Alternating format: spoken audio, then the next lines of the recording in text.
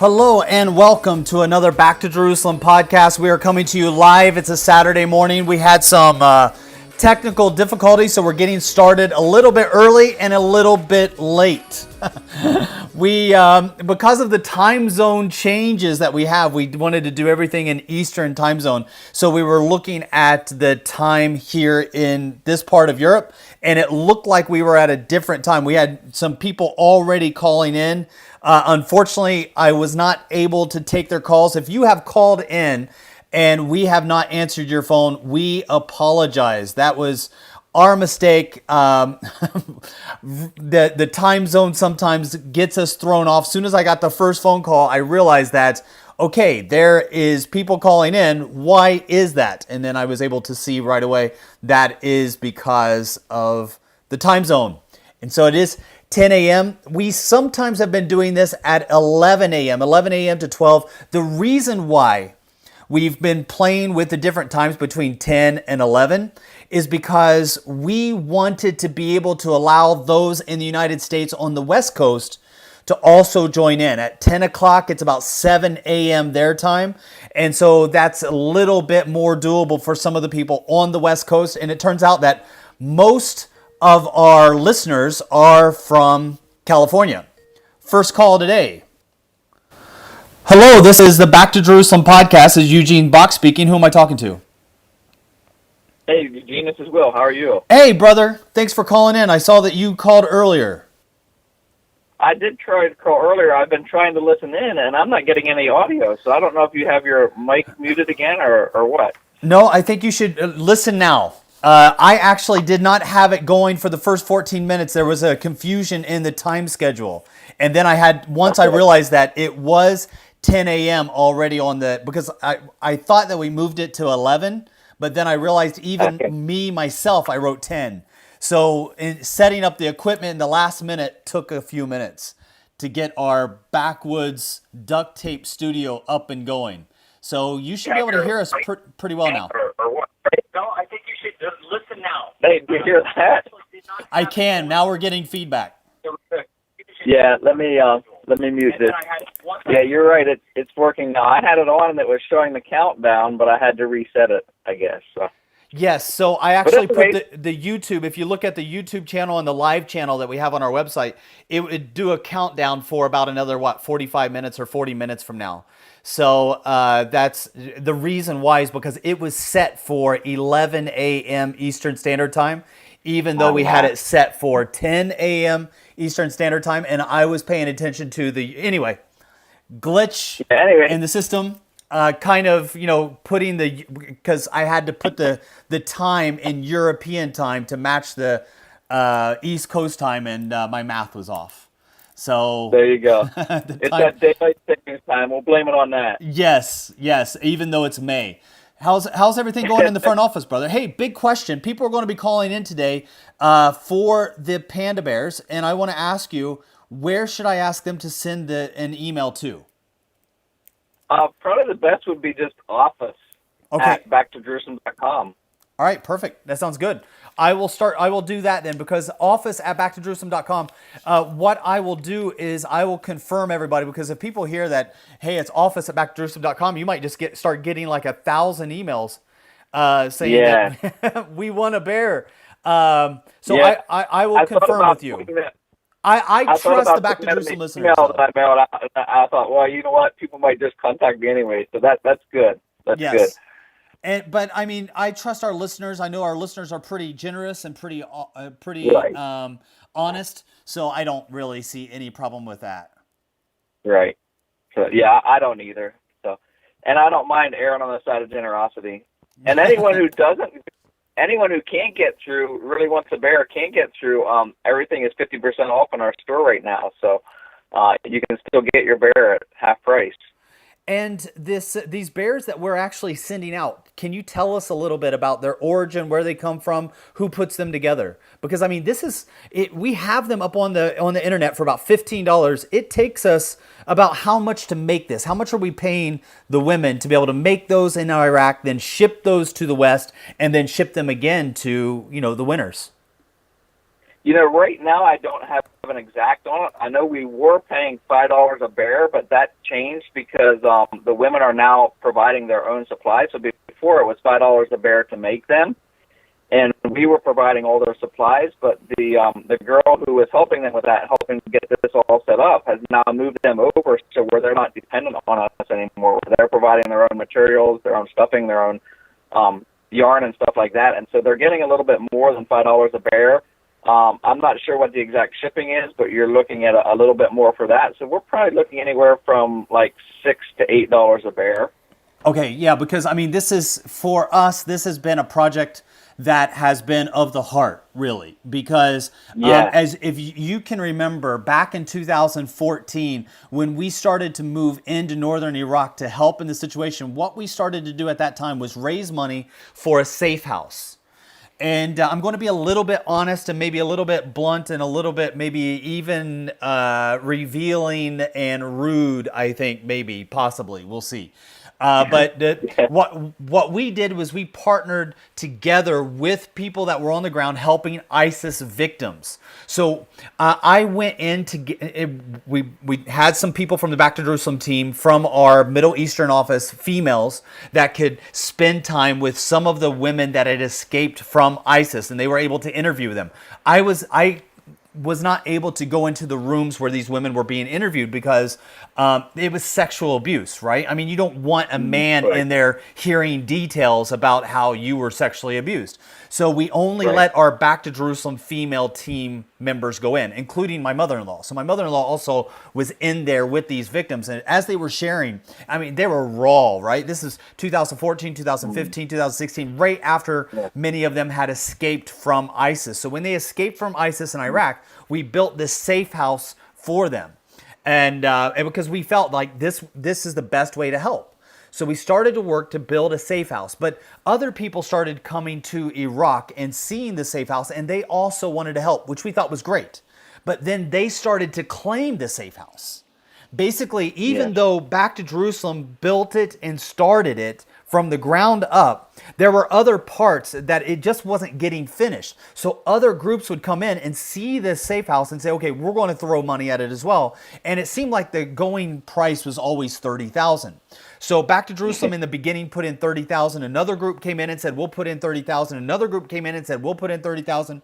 But each one of these groups, Back to Jerusalem, we don't really feel like we want to pee on things and, call it ours. So this was not, even if it was Back to Jerusalem, we would never put a Back to Jerusalem logo outside of the building. I can't tell you one building that we have, unless you have one there at, in your office there in the U.S., but I can't think of one building in the world that has a Back to Jerusalem logo stamped on it. And this, no logo on this one. Yeah. So I thought so, but I just wanted to make sure. But we did not want to put Back to Jerusalem, on this building. So when people came there, they didn't necessarily know it was Back to Jerusalem that built it from the ground up. And we don't care. So we didn't want to make that announcement. But when other groups moved in, they were not the same. They wanted to label it. They made sure that this could only be referred to by our ministry for this building. I'm like, wait a minute, stop. I'm going to film here. I'm going to film this because I was actually told by other ministries, don't film our building. It's not safe. I was like, whoa. Stop there. First of all, we don't need to claim it, but it's definitely not your building. But that was going back and forth. And so these women that were coming in, they needed help. So what we started to do is that started a moment where we began to focus on how can we help these women that are escaping from ISIS and ending up in these camps, these refugee camps. And that's when Caleb and Paige, they had gone to Iraq. Paige came up with this amazing idea of creating the Back to Jerusalem prayer bear. And this is what I wanted to point out. This is why I'm telling this story. Before that, we had already had a Back to Jerusalem prayer bear, Fufu the panda bear that we had been producing inside of China. And those were of very good quality, and they cost us about $2 to make. And then we were able to send those to America and then make those available to people. Of course, we made them available for about $10 or $15. But when we went on tour, as we do right now when we go on tour, we make them available for free for any child that will commit to praying for the persecuted church in the window between China and Jerusalem. And so what we saw was a large number of people that really love these bears. So we felt, let's do the same thing in Iraq. The problem with Iraq was, even with the refugee women making these by hand, we were not able to do them for the same price that we were able to do the Chinese version. The Chinese version, which looks better, very high quality, made in a factory. You know, it's got a beautiful foo panda bear stuffed with cotton, you know, even wearing a Chinese New Year, you know, outfit that goes on top. And so that actually costs less than half of us making it by hand with these Iraqi women. But the point was, we wanted to be able to teach these women a skill and work together with them on making a product that they can be proud of, that they could send to other parts of the world, that when people got them, they would know this was in the hands of a woman who has been, you know, maybe she's escaped ISIS, or maybe she escaped an area that was attacked by ISIS. We don't know each woman's story, but each one of these women are in refugee camps, and they put their names on the bears so that you can pray for them. Now, we have a team member that is on the ground in Iraq that collects these bears, and she knows each one of these women personally. I don't. Many of these women have been scarred, so I try to keep my distance. Whenever I see these women, I see them maybe in a group, but I don't, you know, engage them face to face, heart to heart by myself. Right. So I'm very thankful for the young lady that we have on the field right now in Iraq that is making this project happen so that we can get these bears to people around the world to pray for back to Jerusalem. That's right. And that's what, like right now, like you mentioned price, right now with our 50% off, we're actually losing money per bear, but that's okay because as you mentioned, each one has a name or a person on it. So there's a lot of prayer going into these people, a lot of prayer going up for the people that are making these. And the exciting thing about it is we know that at least half of the women who are making these bears have given their life to Christ through this project. So that's more than what any money value that we can put on these bears. And I actually haven't heard that. Oh, you didn't? No, I have not heard that. That is news for me. I didn't realize that there were that many of these women were coming to Christ because of this project. Yes, that's the word that came through to us, and I thought you knew that. But yeah, the out of the two villages that were in the process of making these bears for us, all the women from the one village have given their life to Christ and have come to faith in Him through this project. Wow. Praise God. That is awesome. I am so excited to hear that. I'm glad that you shared. See, this is why it's great for you and I to talk. There are times where I'm mentioning stuff that we're doing on a regular basis for Back to Jerusalem that you may not know about, even though you're running our office there in the U.S. And there are things that still, you know, you come in contact with, you find out, even though, you know, I may not know about it. And so I think it's great that we're able to have this conversation and share a little bit about, you know, these Iraqi bears. Absolutely. So these prayer bears, we ask that anybody that gets one of these prayer bears today, may they go to your children so that your children will be able to pray for the persecuted church. That is such an important thing right now for Back to Jerusalem, is for you to pray for the persecuted church. I just did an article for Back to Jerusalem. I don't know if you've gotten a chance to see it or not, Will, but there's a young lady by the name of Mary who was arrested in January. She's a Christian believer, a sister in Iran. She got rounded up in a group of protesters. They were people that were just trying to get their government to take responsibility after they shot down with a ground-to-air missile a passenger flight from Tehran to the Ukraine. And on that flight were Ukrainians, Canadians, Swedes, Brits, Afghanis, Iranians. I mean, there was just a lot of people that died. Everybody on that flight died. There were no survivors. And Iran right away said that no, that they didn't do it. But then 3 days later, they came out and finally admitted that actually they did shoot down the airliner, but they blamed it on the U.S. because they said, the U.S. had us on the edge of our seats that, we just kind of pulled the trigger at anything that moved. And I can see that they were very nervous, and so somebody got carried away. They saw a passenger flight take. I mean, it was on a flight path. It was not a fast moving vehicle. Yeah. So I mean, Mary was out in Tehran protesting with other protesters because they valued the lives that were lost on that flight, and they did not want the government to lie about killing all those people. Likely they lie about so many other things. And so what happened was they arrested her, and it was just announced a few days ago that she has been sentenced to 10 lashes and 3 months in prison. And most people believe that the reason why it was such an extreme situation is because she is a Christian. She's considered to be an infidel. She is considered to be someone who has abandoned the faith, which should be, according to Sharia law, she should be executed. So they feel really that her rights were lost the moment that she left Islam. Yeah. So that when you get one of these prayer bears, we're asking that you just remember people like Mary and pray for her. Individuals who have been persecuted because of their faith. Just came out from a study done by the UK government that Christians are the most persecuted religion in the world today. And it's at a level of genocide. I just sent a note to the Ambassador Brownback.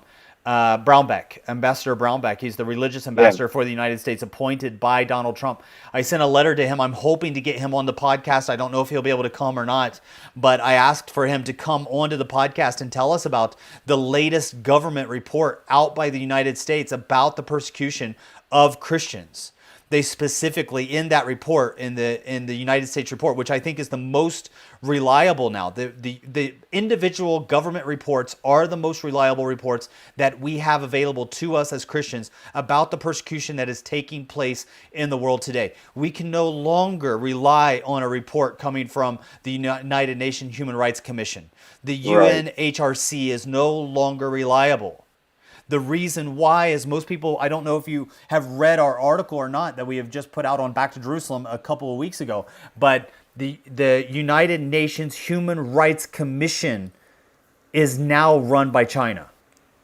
And so now China is in charge. I didn't see that article, but I saw a piece of that somewhere, and I thought, oh my goodness, where is this world going to? Yeah. It's crazy. The very nation that has persecuted, that has imprisoned people just because they talk about a virus that's affecting the world. Talk about a virus, did free, just talking to their family in closed messages. Those that attended church, those that believe in Christ, those that teach their children about Jesus, even those that are Muslim, even those that are Buddhist are being thrown in prison by the hundreds of thousands. The lower end of the reports of the number of Muslims right now in Western China that are sitting in prison is over 1 million. There's over 1 million Uyghurs right now as I am doing this podcast. About 1 million Uyghurs are thought to be in prison because of their religion. Now, it's not all about their religion. I've done information about that before, but the fact that China, the Chinese Communist Party officials have been put in charge of the United Nations Human Rights Commission is extremely sad. It is. So that's absolutely crazy. I guess that kind of shows us a little bit where that organization is going as well, because that just doesn't make any sense at all. That's crazy. Yeah, and one of the things that we see is that with the WHO. Right now, the WHO made the situation with this coronavirus much worse. It was exacerbated. It's one of the things that we have shared quite a bit about at Back to Jerusalem and tried to let people know about, the timeline so that they are aware of what took place, because the timeline is really important to understand how WHO fit into the entire world being infected with this coronavirus. And what the reason why I say that is because they delayed the response that the entire world took, because everybody took the WHO's advice. And in fact, if you don't take the WHO's advice and you say something contrary to what the WHO says, you are blocked on Facebook. So Facebook and many other social media giants out there are blocked. And the thing is that what the WHO has said in January changed what they said in February, changed what they said in March, changed what they said in April. So, I mean, which timeline of the WHO are you taking? Because if I say something so for instance, there was a group of over 300,000 followers in Michigan that didn't, that they were against the whole idea of having masks. And so that Facebook page is now taken down. So what has been some of the changes? I mean, right now you're in the U.S. That's on Facebook. That's where we're supposed to have the freedom to speak and to share what we want, and that's being taken down on Facebook right now just because they're talking about masks. That's crazy. Yeah, well, I mean, one of the things that we have seen is that we really feel that this whole thing with the WHO and the United Nations Human Rights Commission, as we're seeing the influence that's on China, is dangerous for Christians everywhere. And this is why. Yeah. The reason why is because when you have the fox guarding the hen house, which is basically what happens when you have China inside of the United Nations Human Rights Commission, you will not have the proper investigations on nations that are persecuting Christians. You will not have the proper reporting. If people look to the WHO as the final authority on these matters, you will not get the right reporting. You will not get the right information. So let me just really quickly tell you why it's important that the WHO tell us what was happening inside of China when they knew what was happening inside of China. The reason why is because when the information first came out, the end of December, beginning of January, that was the time for the rest of the world to restrict travel from people coming from Wuhan, which is what Thailand did when they found out. So January 3rd, because they had a doctor that was being prosecuted and he had to sign a confession that he was wrong, and of course he was probably beaten and threatened with his family if he didn't sign it, but he signed it. So he signed a confession that was extracted from him by the local police department in Wuhan, authorized by the CCP. What happened was, once Thailand got that information, they put their airports on alert, as did Hong Kong, as did Macau, as did Taiwan. And when there was a group that came in from Wuhan, this is important because so many people are saying, maybe it didn't start in Wuhan. Are you kidding me? I mean, it is as plain as the nose on your face. You're going to try to rewrite history after we've already seen what happened. But so they were specifically targeting people flying in from Wuhan. And so there was a lady that came in first week of January. She had a fever. She was from Wuhan. She was taken out of the crowd. She was taken into a hospital in Thailand, in Bangkok. And there the Bangkok doctors began to test her for a SARS type of virus. It was confirmed on the 13th. It was sent out to the rest of the world. Thank God for Thailand being open. The WHO was not able to shut them down. So that's when. It was only when Thailand made it available to the rest of the world that the WHO made it available to the rest of the world. But the very first thing the WHO said is, hey guys, this virus is not contagious for everybody. There's no evidence for human-to-human transmission. There's no reason to shut down travel from China, no reason to restrict business from China. What that did was give several weeks for more than 5 million people to fly out of Wuhan to travel to other countries so that they would not get stuck in Wuhan. And that's when we saw an explosion take place with the outbreak of this virus all around the world. That lays squarely on the desk of the WHO and the CCP. Now, this is something important to notice and understand. I gave the WHO a pass and the CDC a pass because I understood that they couldn't make China mad in the very early days. The reason why is because they knew that China would lock them out. And they did not want to be locked out of information when there's a pandemic about ready to break out. But here's the thing. The leader of the WHO towed the line for China and still didn't get any information. He got no samples. Yeah. He got no access. He got no information at all. And then it turns out that the rest of the world starts scrutinizing the WHO even more. And then they realize something very special. And that is the new WHO director is not even a doctor. He's the first person to ever hold that position that is not a medical doctor.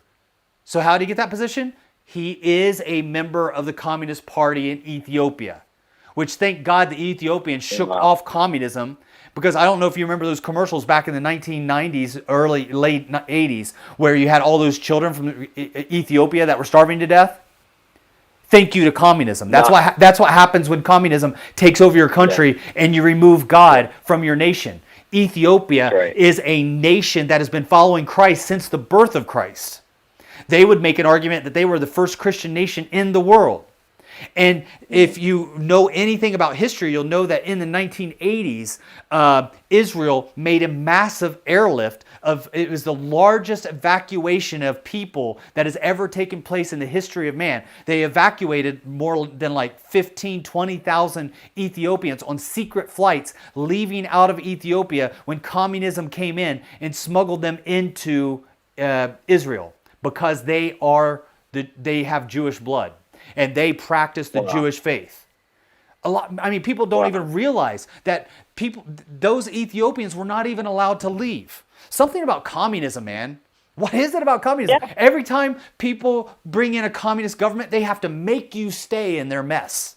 They have to build walls. That's just how well it works. I know. And yet, the thing is, for me, is that when I look at communism, the thing is I felt like, when the Iron Curtain fell, and when that ended the Cold War between the U.S. and Russia, that should have been plain and simple that a godless society that persecutes Christians, like communism, like we see in China, like we see in North Korea, like we see in Cuba, like we did see more of in Vietnam and Cambodia and Laos, and in the 1980s and 90s, Ethiopia, you would think that we would see a pattern. And that war was over. Like, look, the Christians won. Those nations that were built on Christian principles, they won the Cold War. It's proven economically, socially, emotionally, educationally, through medically. In every way, communism sucks because they remove God forcefully from their society. And they have to force people to stay in that society. But here we are, year 2020, and most college students in the West actually support the ideas of communism and feel that Christianity is one of the world's biggest threats. I'm like, what? Are you kidding me? Yeah, all I can say is it's obviously something demonic going on. Our fight is not against flesh and blood, but against principalities and powers of the world. And it's just, people are just completely blinded to the truth. And that's all it can be, because it's never worked before. It's not going to work again. And so what's going on? So I know that we also have some books that are in the office because of the confusion of calling. I mean, I got so many calls within the first hour, and now we haven't been getting any calls. I answered one of the calls on my phone. It was a guy from Missouri. He should be calling in a couple of like maybe 15 minutes, 20 minutes before we hit the 11 o'clock, because there was confusion with me, and there's probably confusion with people in the U.S. as well. Unfortunately, we weren't able to take those calls. But if you're listening to this podcast right now live and you want one of those prayer bears, call us right now. You can, if you're watching live, you can see us on on our live page, Back to Jerusalem /live, or you can see us on YouTube live. You can call us right now on our number for one of these prayer bear giveaways, 1-703-348-7756. I love that number because 348 is the number I grew up with, which, by the way, is pretty cool because the area where I grew up has a jail that my son just got hired at for a summer job. So that is pretty cool. That's cool. That's nice. Yeah. And so Yeah. 348. So anyone, call So in, and I'm going to extend an offer, Eugene, since we got messed up on this one. So I hope you're okay with it. But if you tried to call in earlier or you couldn't get through, and you had a question, go ahead and just shoot me an email anyways at that email we gave, office@backtojerusalem.com, and I'll honor that request, and I'll send you one of these bears anyways. awesome. Yes, that's a great idea. So if you are tuning in just now, and I can see that we've got some people watching live. If you're tuning in right now, you can actually call or send an email to office@backtojerusalem.com. Office@backtojerusalem.com, and we can get you one of these prayer bears. And if you're listening now and you have a question, please call in. As soon as you call in, I'm going to get off, and you'll be on live. So, yeah, and it's great to talk to you, Will. I'm glad that you're on here, brother. I think that it's great that you call in on the Saturday mornings, because there's a lot of things that has to do that pertains to the office that I think that's really good that you're able to share with. And I don't know if you saw the latest podcasts, but our latest podcasts are going to be pretty amazing. I did one podcast yesterday with a guy by the name of Doug Giles. He runs a website called clashdaily.com.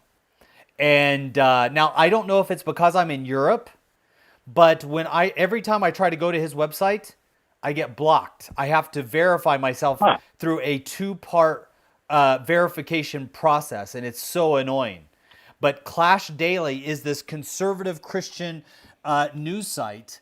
And Doug is not your typical Christian lingo person. So he's he's a pastor, but his language is pretty brutal. So we had to put a warning on that one. So it does have. I saw the list come out. It hasn't been aired yet, but I saw the list come out. So I actually just got on. So I'm not being. It must be something from your end that you're being blocked from, because I just typed it in and it came right up. Okay, yeah, it must be in Europe. So in Europe, because I also noticed that today there was a website about the hydrochloroquine and or how chloroquine, whatever it is. It's the medicine that is for, I think it's for malaria or something. Yeah. I think it's a malaria treatment medicine, and people are confusing it with fish tank cleaner. So, yes. But the two are not the same. Yes, that's right. And so there was a doctor in Texas that tested 39 patients using this medicine that's been on the market forever. But it's been on the market forever. So there are 39 patients in Texas that took this drug, and somebody shared it on social media. I clicked on it, and it's blocked for me. And the person that shared it was in Indiana, and they said, no, it's not blocked for me. So the thing is that in Europe, we have all these laws that have to do with security. And if your website doesn't meet certain security features or is associated with spam, then they block it. And every website that I go to, if it's a new website, they have to alert me to the cookies that they're putting on my computer, and I have to agree or not agree. It's an EU law, and there are some companies that are like, you know what, we just don't want to deal with it. So there's a lot of American companies that are like, yeah, sorry, we're not available in your country. Yeah. So it just kind of screws it over for everybody else. But so we have a couple of podcasts that will be out this week. We have them lined up, and my hope is that we can get a few people excited about what is actually going to be coming up. So one of them is Doug Giles in this amazing interview that I did together with him about his website being blocked. And so he's actually blocked for life on Facebook, his website. So Clash Daily, which has like over 250 million views, he's a New York Times bestseller writer. He came out with a new book yesterday, so I did an interview with him about the new book that he had. That new book was called, let me see if I can find it. If masculinity is toxic, then Jesus is radioactive. Was the name of it. And And it was endorsed by Rush Limbaugh. It was endorsed by Ann Coulter. It was endorsed by there's a comedian by the name of Miller. Anyway, these are big. Ted Nugent. These are some pretty big heavy hitters that were endorsing his book, and so he was sharing about the social media that had just come out straight on and blocked him. And then he told me why. One of the reasons why. And the reason why is, I don't know if you remember this or not, but a couple of years ago, there was a group called Project Veritas that took down a huge group called Acorn in the United States. And do you remember this? No, I don't. Okay, this was a massive. So Acorn was the largest kind of left-wing registrar for voters in the United States, and they'd been doing a lot of shady stuff, and they'd been getting a lot of money. So basically, what they were doing was getting money from the government, and then going out and getting people registered to vote in places where the people were not legal. They were not. Maybe they were convicts. They were not able to vote. There was a lot of shady things that they were doing. One of those things that they were doing was giving out advice, and so they did a sting operation with Project Veritas that went in, and then this guy pretended to be a pimp, and Doug's daughter pretended to be a prostitute, an underage prostitute. And so what they did was that they asked, how can we get a home loan? How can we use this government home loan program to be able to get us a house for trafficking women from South America into America for the sex trade? And these Acorn officials explained to her how to do it so that the law would not find out about it. That's crazy. So it's a pretty amazing podcast, but like I said, the language is very strong, but you'll see it come up next week. It's called The Live Interview with the News Director Blocked from Facebook for Life. We also have a live interview with the Christian movie producer, Donald Liao. He's actually on the Back to Jerusalem board. He's produced a couple of really amazing movies, one that will be coming out soon called Once Upon a Time in Inner Mongolia. He also talks about Badge of Faith, talks about, I got a call coming in right now. I'm going to go ahead and take it, brother. Okay, brother. All right, it's been good talking to you. All right. All right, later. Hello, this is a Back to Jerusalem program. This is Eugene Bach. Who am I talking with? Hello? My name is Nathan. My name is Nathan. Hey, Nathan. Thanks for calling. Where are you calling us from, brother? I'm from Ohio. Okay, great. So we're excited whenever people call into the Back to Jerusalem program. We had a little bit of miscommunication this morning. I don't know. Did you try to call earlier? No. You didn't. Okay, great. So I'm happy about that because we actually put in one place that we were going to be doing a live broadcast from 10 to 11, and in another place we said 11 to 12. And with the time change, I'm actually doing this in Europe, so I didn't know that we had a confusion on our broadcast time. But I'm glad, Nathan, that you called. You got anything on your mind you want to share? Not really. Okay, great. Well, we have. I didn't know. We have a very special gift for you. It is a Back to Jerusalem prayer bear. Have you seen these before? No, I haven't. Okay, so we have these Back to Jerusalem prayer bears that we have handmade in Iraq. We would love to give one to you for free, and we just ask that it reminds you to pray for the persecuted church in the area between China and Jerusalem. If I just have one request, and that is if you can send your name and mailing address to office@backtojerusalem.com. Office@backtojerusalem.com. Our office there in the U.S. will send out one of these prayer bears ASAP and get it to you. Okay. Okay? Okay, I will do that. Great. Just really quick, Nathan, how did you hear about this live broadcast? I had an email on my inbox. Okay. Excellent. And I didn't know. I decided I'm going to call and find out what it is. Good. I'm glad you did. We're always excited to hear from our supporters, people that have been praying for us. Thank you so much, brother. I appreciate it. Nathan, God bless you. And I pray that you enjoy this Back to Jerusalem prayer bear. Thank you. Yeah, God bless you. So if you're thinking about calling us, if you've been listening to this live broadcast, we want you to know that we are so very appreciative of your prayers, of your support, and of your partnership. And this is just one of the ways that we want to say thank you is by giving out these prayer bears. These prayer bears that we have a lot of them in stock. And instead of keeping them in stock and just letting them pile up and then telling our ladies in Iraq that we don't need any more, we want to get them out to you. And we have several hundred of these. I think we have several thousand of these that are available right now. And this is the reason why. This summer, as well as this fall, as well as in the spring, we were supposed to do a Back to Jerusalem tour in the United States, in Europe, in the UK. I kind of have to say Europe and UK in two different sentences now, right? Ever since Brexit? I think so. Maybe. Possibly. But because we had to cancel those tours, we no longer have those meetings where we're able to give out the bears, because we usually give out these prayer bears for free to people that come to the meetings. So this is one of the things that we have been really excited about, sharing with people during the meetings, and we can't do that now. So now we are giving them out for free for people that call in.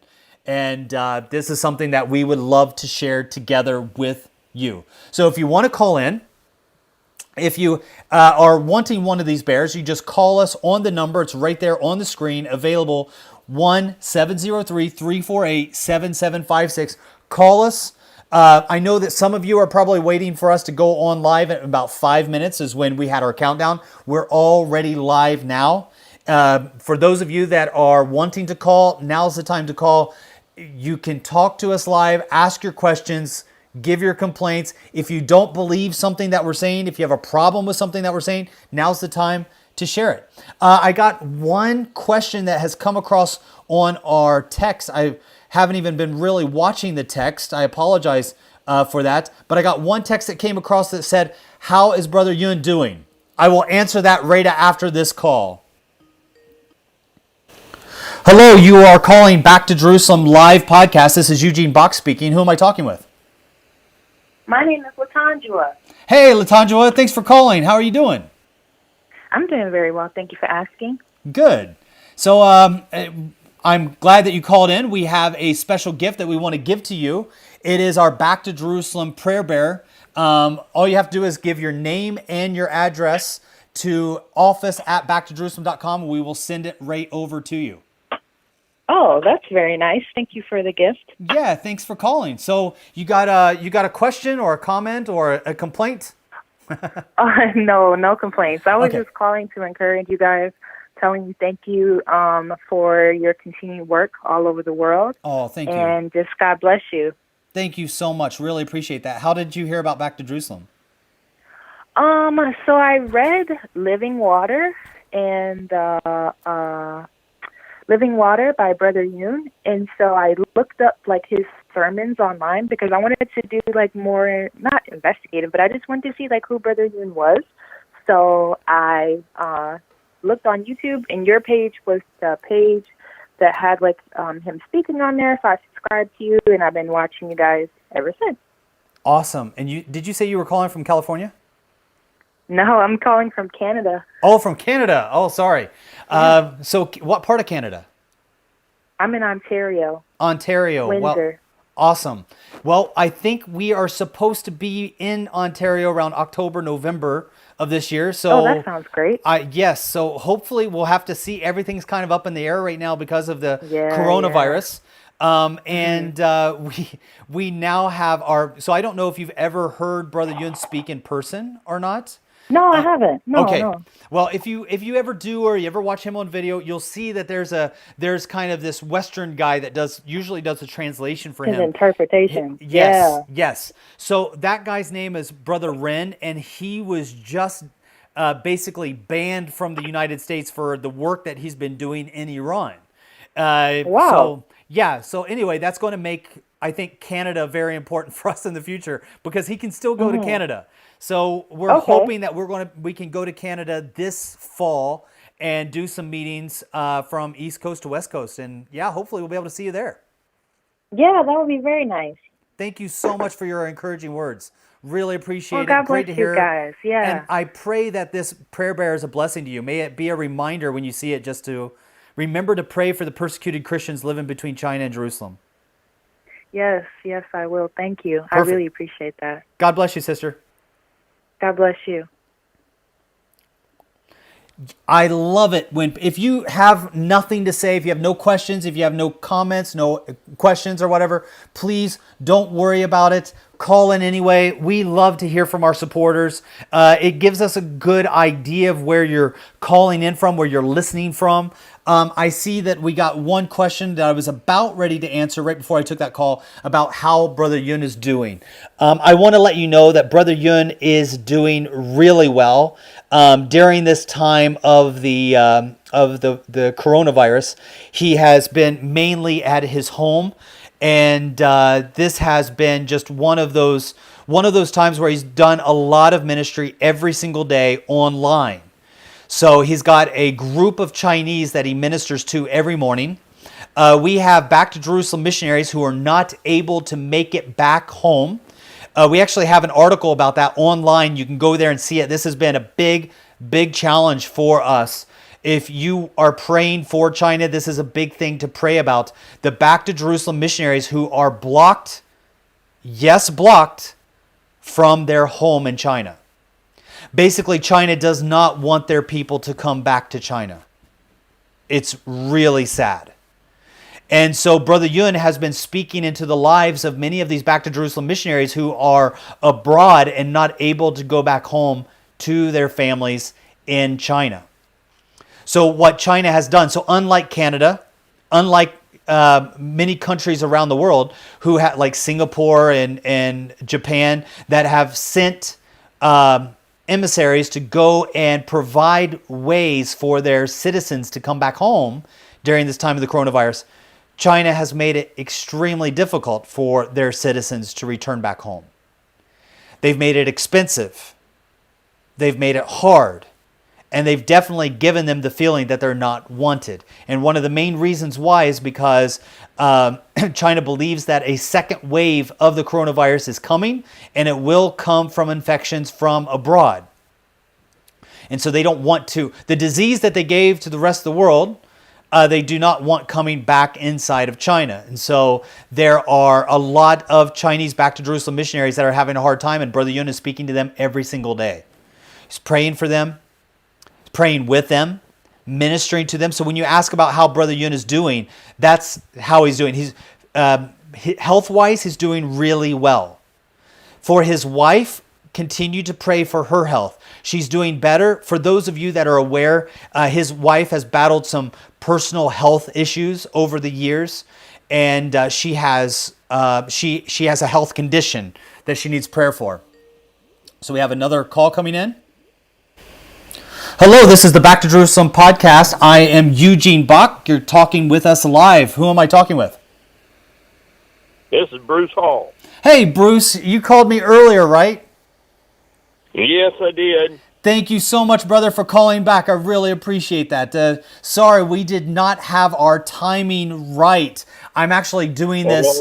I'm doing this podcast live from Northern Europe. And we had set the clock for what we thought was East Coast time, but our countdown was an hour off. So I'm glad you called back. Bruce actually called me, and I kind of answered on my personal phone as I was setting up things for this live podcast. And so I was a bit confused because it came in on my personal phone. And the reason why is when people don't, when there's no answer to this number right here that people can call in on, it goes over to my personal phone, which is a Chinese phone. And so it goes from a US phone to a Chinese phone to a Northern Europe phone. So you bounced all over the place, Bruce, but I'm so thankful, brother, you called back. Well, that's all right. You don't have to explain yourself. There's no need for that. I understand. I've got an appointment here in 15 minutes, and I don't know if they'll let me play this thing in there or not. So, okay. Forgive me. Yeah, no problem. I just, what can I, is there any questions or comments that you wanted to share with us, brother? Well, I'm curious. I know well, I'm at a loss for words at the moment, but I know that the brethren over there are facing, the odds are against them. They're in an enormous battle, but they're wanting to take the gospel into those regions. And while I can't do a lot, I'd like to do what I can for those brave, gallant souls that are taking the gospel into those darkened regions. And I'm just wondering how my brethren are faring right now with all of these stepped up persecution there in China, and then with this pandemic thing going on. And I'm just wondering how my brethren are, and if the work is advancing and going forward, or we need to pray harder, or what. So that's about what I was wondering about. Thank you so much for your prayers. Thank you for your partnership, brother. Thanks for this call. Let me try to answer in the most simple way I can, but also try to address, because when we talk about our brothers and sisters and you ask, how are they doing and you're concerned, across the board, I can say that the word is moving forward. The ground is being taken. There is opposition, yes. There are challenges, yes. There are things that we're asking people to pray for, yes. There are times when it seems so dark that we will not be able to possibly complete this mission that Christ has given us, yes. But we are on the winning side. We've read the end of the story. We know how it ends, and we end victorious. Whether in life or in death, our lives can be a burning testimony for the one true King. Now, quickly, China. Our friends in China have been locked down for a couple of months, but they're still meeting together. And we have now started to see the production of Bibles pick back up. We are seeing a complete transformation of ministry inside China. How it's going to look tomorrow, I'm not sure, because we're still transitioning so fast. And the reason we're transitioning is because this lockdown that the government has put people on has given the government more special powers than they've ever had before. And they've been able to monitor people through electronic surveillance in ways that was never possible prior to this virus. So now we are seeing, we already saw a transformation from 2018 when persecution came down range harder than it ever has since the year 2000. We saw even more take place in 2019, last year, when we started to see this digital rating system come out to rate people and especially persecute Christians and their ability to participate in e-commerce. So in China, we're seeing a big transformation, but it's still happening. I was just asked a question a couple days ago, and I was asked to do a video for our partners in Switzerland. And so I did a really quick video clip, and they asked, what can we learn from the persecuted church in China? And I said, brothers, sisters, if there's one thing that you can learn from the persecuted church in China, it is this: creativity. Man, I mean, the creativity that God has given to the underground house church inside of China is phenomenal. The more the government cracks down on them, the more they find different ways to minister to people in a unique setting to be able, and it turns out to be even better than what it was before the persecution started. So moving up from China, North Korea. I just got a message from North Korea today that our brothers and sisters working inside of North Korea are doing pretty good, but their operation that they're running can be shut down at any given moment because of the economic situation inside of North Korea. So our friends in North Korea need prayer. Iran. We are seeing the government's a little bit off kilter because they've been dealing with this coronavirus, and the coronavirus has hit their main lawmakers. About a third of their lawmakers was hit by the virus. Some of their top leaders were taken out by the virus. Their persecution still continues, hasn't stopped. I just did a report and put it up on our Back to Jerusalem website yesterday about a sister by the name of Mary. I was talking about her earlier on our podcast. She was just sentenced to 10 lashes and 3 months in prison because she was protesting in January, but mainly because she's a Christian woman who's left the Islamic faith. Then I've got our friends in Iraq. They have been giving pretty positive reports back. It's been difficult. The movements have been restricted, but they are still keeping on with the word. Same thing with our friends in the UAE. We got several pastors there in the UAE. They have written to me and said, hey, we're still ministering. We're still having church. We're still preaching the gospel. And I said, what about lockdown? They're like, well, we're not supposed to be meeting with people, but we weren't supposed to be meeting in house churches anyway. So, I mean, whether it's because of COVID or whether it's because of the government trying to keep Christians from coming together, both are illegal. So they were still meeting. Cambodia, we need prayer for our friends that are in the production sector there in Cambodia. Same with Vietnam. Those are just some of the quick, countries that come to mind when I think about the places where our brothers and sisters are working in the darkest regions. China, North Korea, Iran, Iraq, UAE, Cambodia, Vietnam, and many more. But I hope that gives you some idea, brother, how things have been going. Well, I know there's going to be opposition. I know the devil doesn't give up ground easily. But No. I wish there was more I could do. My heart is with those brothers. By American standards, I'm a poor man, and I live in a community that's just dead. But everyone around me, there's just, the devil has just set up shop in my community, and I've wondered, how did the Chinese people do it? How did they gain so many converts when I've lived there 22 years and haven't gained a one? And so I've turned my attention toward that because I believe in what they are doing. Wish I could do more. Wish and for the suffering people in those other countries, I've read the lady with the 10 lashes. I stayed on top of that. Excuse me. They're on Facebook with me, and I stayed on top of that, and even prayed fervently for her, and I know it's got to be for someone just to be took from their family. Their family don't even know where they're at, stuck in a pit somewhere. That the prison systems here, they give them television, medical care, and everything. They don't have any of that stuff, from what I understand. It's just a nasty, filthy place. And then their families are out there getting by however or whatever. That's horrendous. And yet, in the face of all that, they continue to move forward undaunted. What a testimony. What I'm not even worthy to talk about them. That's there. So I want to do more. I just don't know how I can. Well, brother, yeah, I really appreciate your honesty, your humbleness. I think we should all be in the same kind of position that you are, wanting to learn more from the persecuted church. As we have a special prayer bear that we would love to send to you, but on top of that, I'm going to ask our office to send you a special book that we have. Have you ever read our book called The Underground Church? No, I haven't. No, Okay. I apologize. Yeah, no. So, no, please. It would be our honor. We want to send this to you. If you can, please send us an email at office@backtojerusalem.com. Office, OFFICE at backtojerusalem.com. If you forget that, you can always just go to our website and hit contact us. There will be a guy that will answer your email. His name is Will.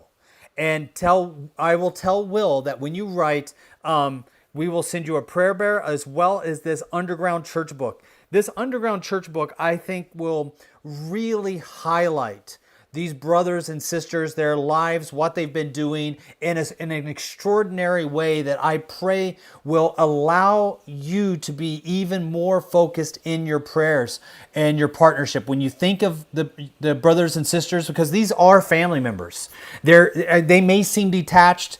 They may live in a different nation, different continent. They may speak a different language. They may enjoy different foods, but they are family, and they're your family.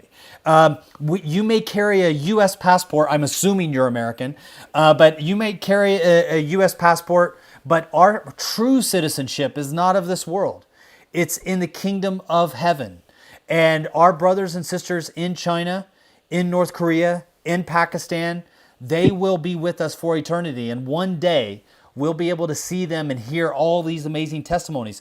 But in this book, we have several stories and kind of just a general breakdown of what the underground house church means, where it came from, the people that started it, the main players, and the vision that they have of completing the Great Commission.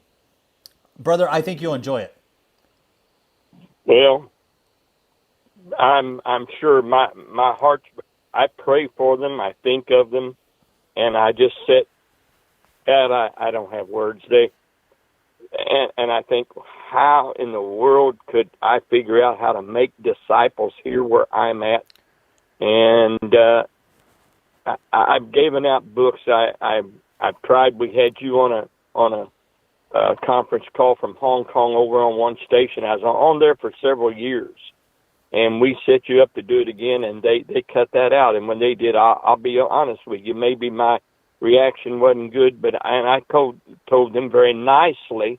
I was very nice about it, but I said, I can't understand why something like this would not interest you people enough that you'd go on with this interview. Well, we might. And I said, well, I tell you what, I've been on that station for several years, but I think I need to and that and a few other things, and I felt led to it. So I just wasn't angry, wasn't vindictive, but I just took my program off the air there because I'm sorry. I don't have words, but my lands, you got people over there trying to take this gospel.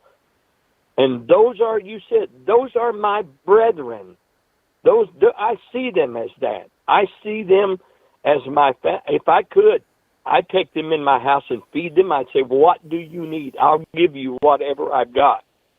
But they're continents away and miles and thousands of miles away. But I cannot understand the church where I'm at, and forgive me for being so negative here on this podcast. I don't want to throw a wet blanket on them, but why the churches I've even been in, pastored in, preached in, where is the burden for such? We've just, everybody, the rapture's coming, so let's just hunker down and in survival mode here and get in a bunker or something with some food, and we'll just wait for the rapture and hope we can get out of here. What are you doing? We were committed. Can you not see our Lord?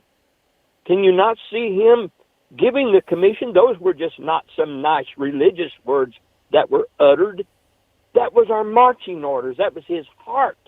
Take this gospel into all the world, those dark regions, and nothing stirs us, nothing moves us. We're all sitting here and sit down and go through our hour of church, and then we go on back to our homes and forget it. I can't do that. And I wish there was more I could do. I wish to goodness that I could face those people. If I had to, I'd probably shy back away from them and be ashamed of myself. But if I could face them, I'd let them know, you're not alone.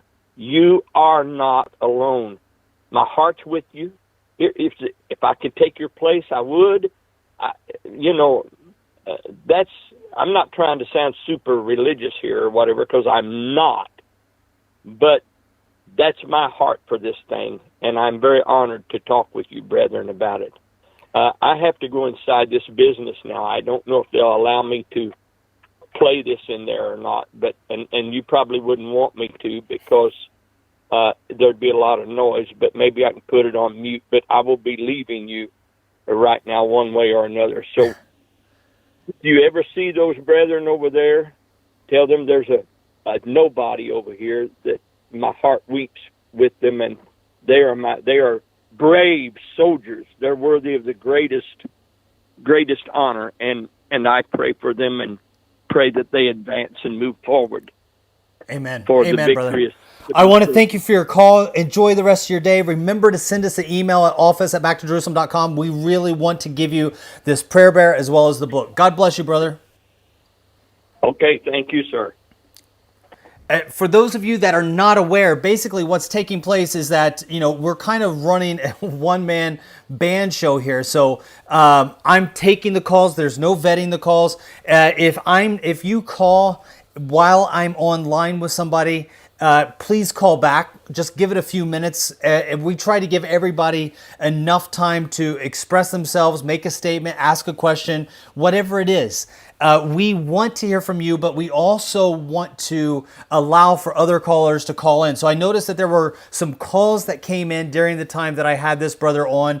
I'm going to ask if you're still on, if you're still listening to us live, feel free to contact us back. We would love to hear from you. For those of you that have been writing questions online, I just want to let you know that when you are asking, how Brother Yun is, that is how he is. What I was saying just before that last caller of him basically preaching every single morning, I think for about 4 to 6 hours, he preaches and prays with people.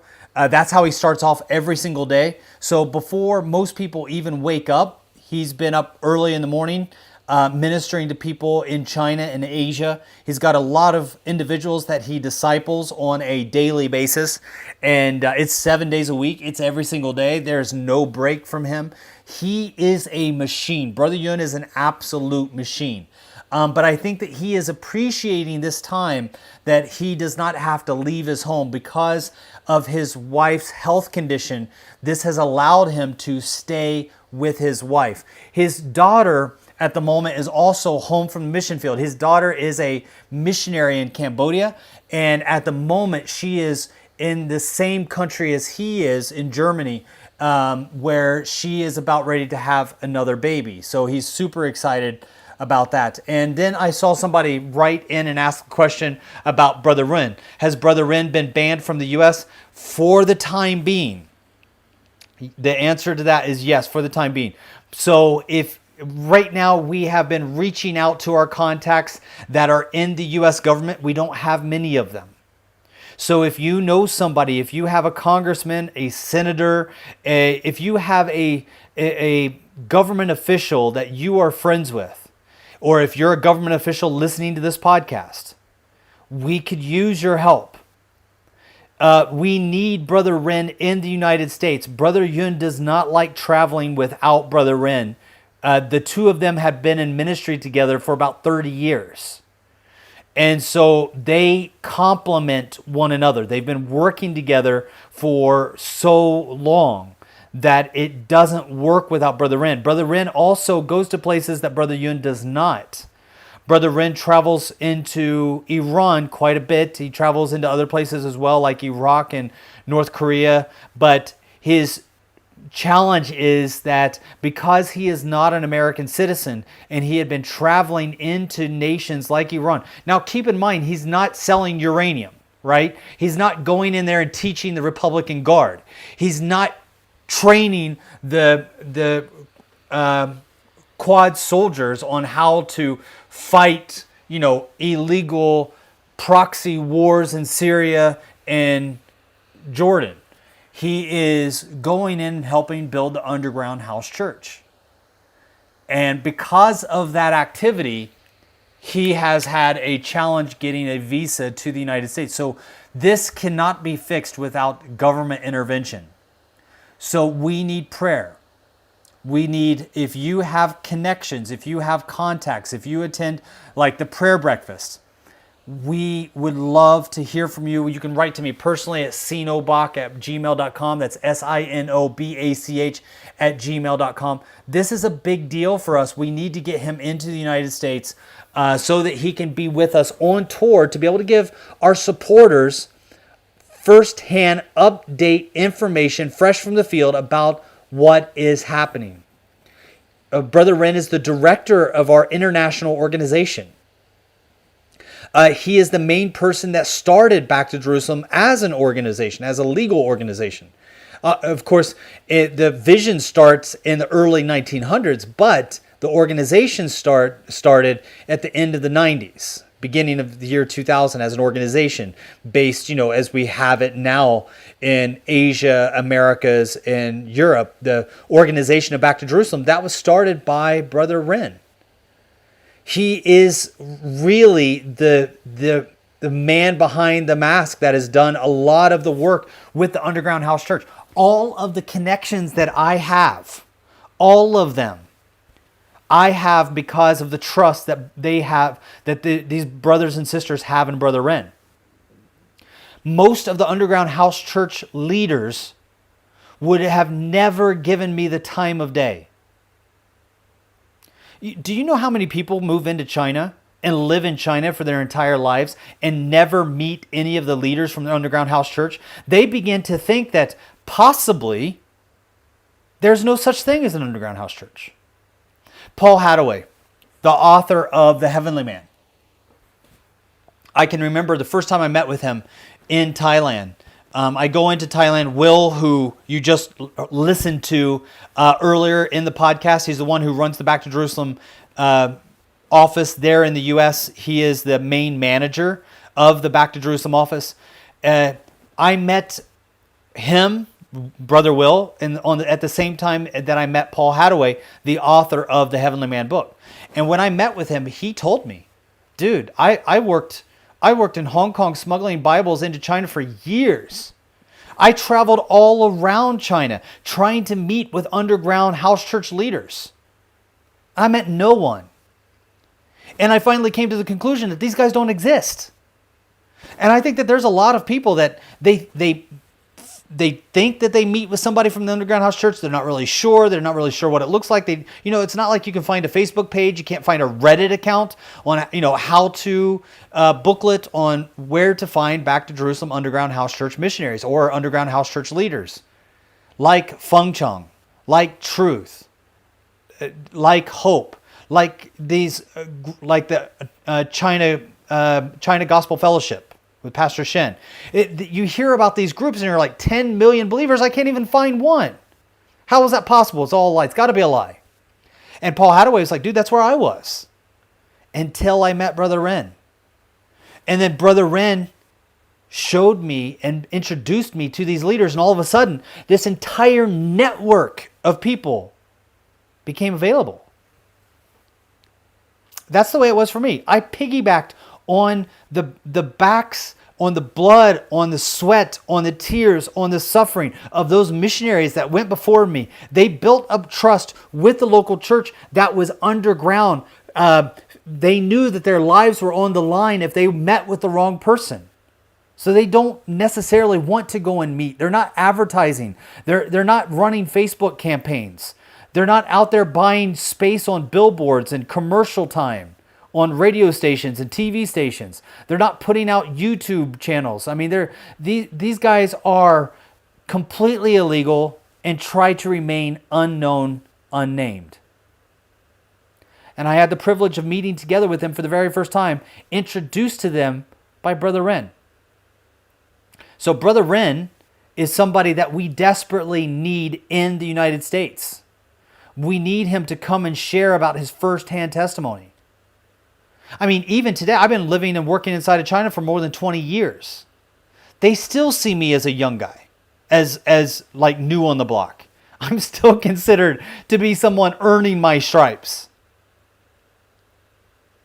Whereas Brother Ren is considered to be more of like a father figure, an older uncle that these Chinese leaders look up to. They really, he sits and counsels them, ministers to them, preaches to them. He is a pastor's pastor. He doesn't have a traditional church that he pastors. He is a pastor of these pastors, where he ministers to them, supports them, prays with them, and is like a shepherd for them.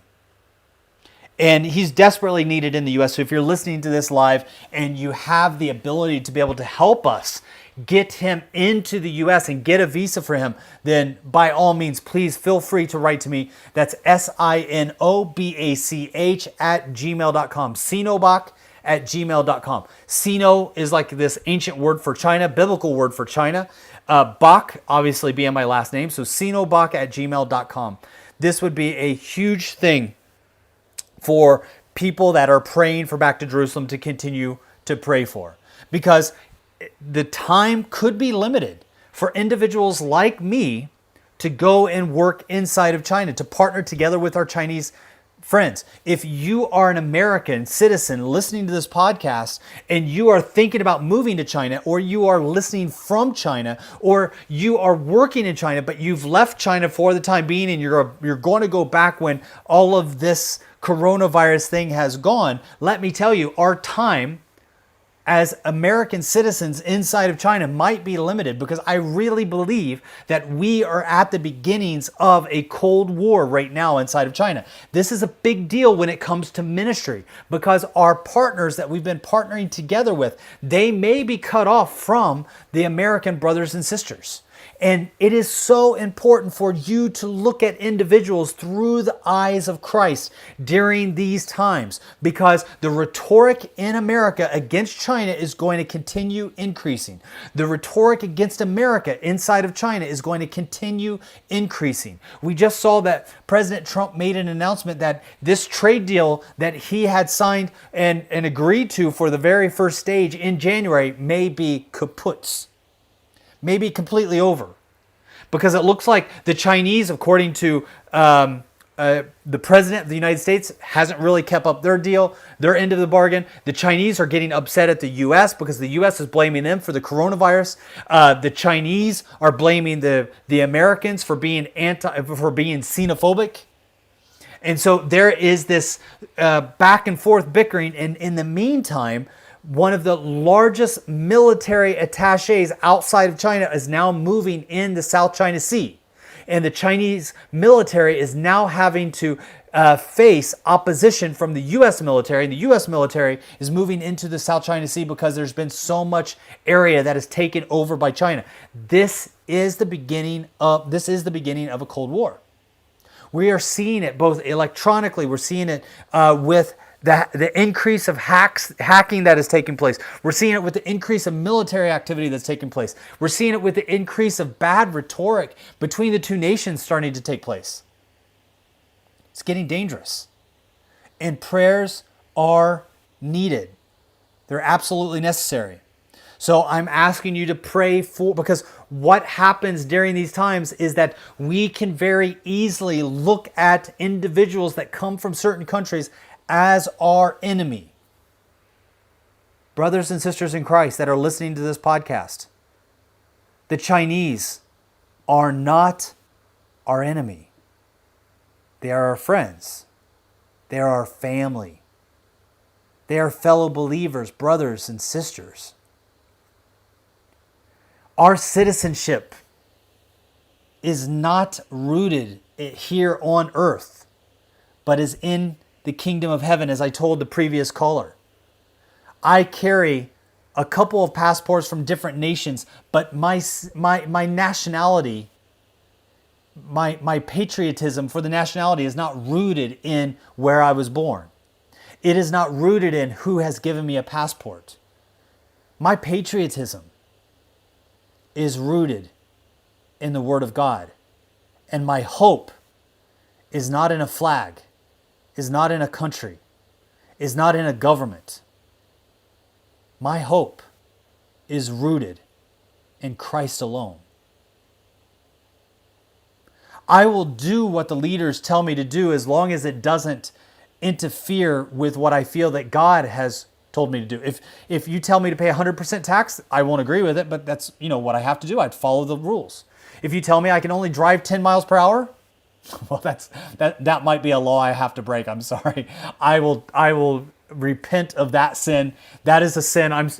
I love being on. That's one of my favorite things about being in Germany, is being out on the open road and being able to open it up. But the thing is, to the best of my ability, I will follow the laws even when I don't agree with them. But when those laws go against when the laws of God, or the laws of man, go against the laws of God, then those are laws that I can't follow. Just can't. Because the laws that are in the kingdom of heaven are the ones that I must follow, because there is the place where I am a citizen first. I am first a citizen in the kingdom of heaven.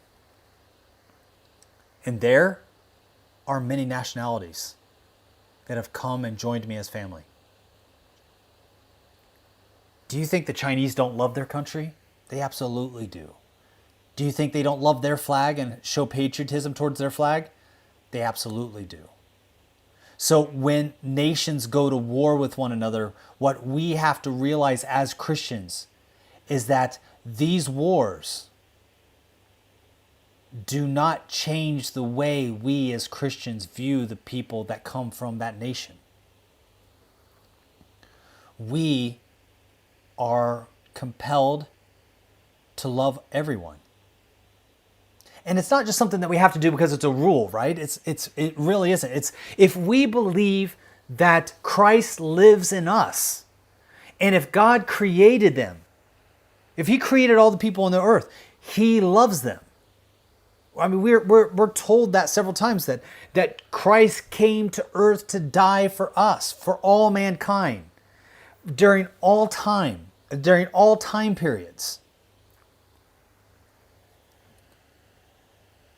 And if He lives in us and we have been crucified in Him, then it's less of us that lives and more of Him that lives. And if it's more of Him that lives in me, then it's me. I take on the identity of Christ. And when I take on the identity of Christ, my citizenship is no longer on earth, it is in heaven. And when I am heavenly minded, I think differently about earthly matters.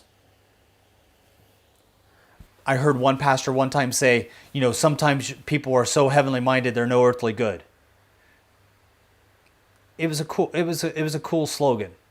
I don't know if I agree with it. I want to be as much heavenly minded as absolutely possible. When we look at what is taking place right now with the Back to Jerusalem vision, I want to just share a couple of things that we would really love for people around the world to pray for us on. If you're listening to this podcast and you're listening live, feel free to call us. This is our Saturday morning call-in show. This is a live show. You can listen to this live every single weekend, at least during the time that we are on this COVID kind of lockdown. So as long as I'm not able to travel, I'm going to be doing this Saturday morning call-in every single Saturday morning. So there was a little confusion this morning whether it was going to be 10 o'clock or 11 o'clock. We're going to do it at 10 o'clock every single Saturday morning. So that is what you can count on. Unless something changes, we'll let you know. But every single Saturday morning, feel free, call us in. If you call us right now, 1-703-348-7756, we have free bears that we would like to give away. We'd like to give away to you. If you have children that you would like to teach about missions, we have an amazing setup for you on backtojerusalem.com/kids. If you put in backtojerusalem.com/kids, you will find our Back to Jerusalem program for children that are at home right now. We have puzzles and quizzes. We have word games that we even have, this little setup that can teach children Chinese. And it basically gets them exposed to the mission world. And for them, as well as for your family, we would love to send you one of these Back to Jerusalem prayer bears that are handmade by women in Iraq to remind you to pray for the persecuted church. Now, when you pray for the persecuted church inside of China, there are a couple of things that we would really love to ask you to pray for. One of them, hang on, I will come back and talk about that in a second. Got a call coming in. Hello, this is Back to Jerusalem, Eugene Bach speaking. Who am I talking to? Hello? Oh, sorry, looks like I lost him. Well, I don't know who that was that called in, but I hope you call back. We would love to hear from you. But the things that we would like for you to pray for, one of the big things right now is communication. Everybody is having a problem right now with communication. We are seeing it across the board. Got another person calling in. Hello, this is the Back to Jerusalem podcast. I'm Eugene Bach. Who am I talking to? Heather Cardenas from Amarillo, Texas. Hey, Heather from Texas. Great to hear from you. Thanks for calling. Yeah, it's good to talk to Good to talk to you, Eugene. I listen to the Back to Jerusalem podcast as well from time to time, and I actually heard a couple of episodes just here recently. But my question, well, first I just want to say, that I admire the Chinese missionaries for their bravery to go into these dark places that, most people don't want to go to, and I just I just say that, I think all Christians should be open to doing the missions work what God calls them to do, and sometimes it's hard because it requires that you say no to your flesh and say yes to the Spirit. And I just say thank you because they're doing what all Christians should be doing, and especially living here in the United States. I feel like there's much of a watered down gospel, and I just feel so blessed to listen to the podcast and to hear the stories of God moving in the hearts of the people that are lost, and it's an inspiration, and it helps me to kind of get a perspective of what should I be doing as a Christian. Should I be sharing my faith more? Should I be preaching the gospel more? And so I actually do have one question, and that's does God call females as apostles too? Like, are there Chinese females that are apostles, or is it just men that you know of? That's a really good question. I know that we're going to have a lot of listeners that have different ideas, and there are people that will be able to theologically take this apart and be able to, explain to you what the Bible says. But if you are asking, what is the situation inside of China? Are there Chinese female apostles? Now, when people hear the word apostle, some people don't really know, what kind of context to put it in. So I'm going to try to explain it the best that I can. So before I answer your question, is that okay, Heather? Okay, yeah, that's fine. So when people talk about apostles, they're talking about one of the roles of the fivefold ministry. Now, when I'm a simple-minded person, right? I like to learn things in the very simplest of ways. So one of the ways that I learned to be able to remember the fivefold ministries, I learned from a radical pastor. I wish I remembered his name. He made a huge impact on my life in one night at one Bible study in Hong Kong. He came from Las Vegas, and so he was used to preaching to pimps and prostitutes and drug dealers and everybody that's kind of on the streets at night on the bad side of Vegas. That was his church. And so he said, when you look at the fivefold ministry, you have the prophet, which is like your pointy finger. So if you take one of your fingers, the finger that you use, your index finger that you use for pointing, that's like the prophet, because the prophet's always pointing. He's pointing at the future, he's pointing at the past, he's pointing at heaven, he's pointing at hell, he points at you, he points at me. This is the prophet. And then the other one is the evangelist, and the evangelist is the middle finger. It's the middle finger because it reaches out the furthest. It's the longest of all of your fingers. It stretches out it should anyway. For most people, your middle finger, when you put your fingers together, the middle finger stretches out the most. That is the evangelist. The pastor is your ring finger because he's married to the church. The pinky is the teacher. And he's not the teacher because it's the smallest role. He's the teacher because he's on the opposite side of the prophet. So whenever the prophet says anything, the teacher always balances out the prophets. Whenever you meet a prophet, whenever you meet a teacher, you'll realize they're of two completely different personalities. Teachers are usually methodical. They usually speak like, I don't know, maybe you're a better Christian than me, so you've probably never seen the movie where you have Ferris Bueller's Day Off, where he's like, Bueller, Bueller, Bueller. Like, that's the monotone voice. That's usually kind of the atmosphere that we think of when we think of a lot of different teachers, right? They're usually methodical. They usually, go through things in a very deliberate manner, exploring the Bible. They can teach you the Bible like nobody else's business. Whereas the prophet is sometimes more in tune with what God is saying today based on Bible. And that's where the teacher and the prophet balance each other out. But then you mention the apostle. And the apostle is like the thumb. The reason it's like the thumb, and this is the best way that I've heard, because what is the difference between apostle and all these other roles? Well, when we look at the apostle Paul, the apostle Paul played many roles. He played teacher. He played pastor. He played evangelist. He played prophet.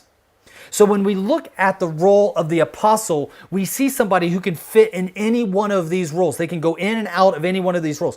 And the reason why I think it's great that they're like the thumb is like one of the reasons that we usually joke that, other animals can't open doors is because they don't have opposing digits. They don't have opposing thumbs. So, it's very hard to open up doors. It's very difficult to use a key without using your thumb. Tie a shoe. Tie a knot without using your thumb. It's not that easy. So having that opposing member on your hand allows you to grasp all other things using your other fingers. The same idea can be translated for the apostle. The apostle helps you grasp these other ideas and play the roles of these other ministries. Now, I'm not going to tell you whether the Bible says you can be as a female, if you can be an apostle or not. There are churches that believe you can, and there's churches that believe you cannot. What I'm going to say... There's a lot of people these days that say that there are no more apostles. Like, there was only 12 apostles, and God doesn't have apostles anymore. But I like to believe the scripture that says that God is the same yesterday, today, and tomorrow. And I believe that, I've read the book that y'all have about Esther and how she was a female and how God used her. And I believe that, there are many men that are being called to ministry but are not taking their calling seriously. So if women are available to do it, why wouldn't God call a woman to be a female apostle? But go ahead and say what you wanted to say. Yes. Because I want to hear what you had to say. Well, okay. So let me just talk about that really quick, because I think that's a really quick thing to answer. Do you believe that Paul was an apostle? Yes. Okay, I hope so. He wrote more books of the Bible than anybody else, right? So right. we also kind of nickname him the Apostle Paul. And it was Paul's letter to the Ephesians in chapter 4, verse 11 and 12, where he talks about the fivefold ministry. So in his letter to the Ephesians, he actually points out that there are apostles. So if the Apostle Paul, who never met Jesus in life, he met Jesus after the resurrection. Jesus came to him in a vision, but he never met Jesus while Jesus was alive that we know of.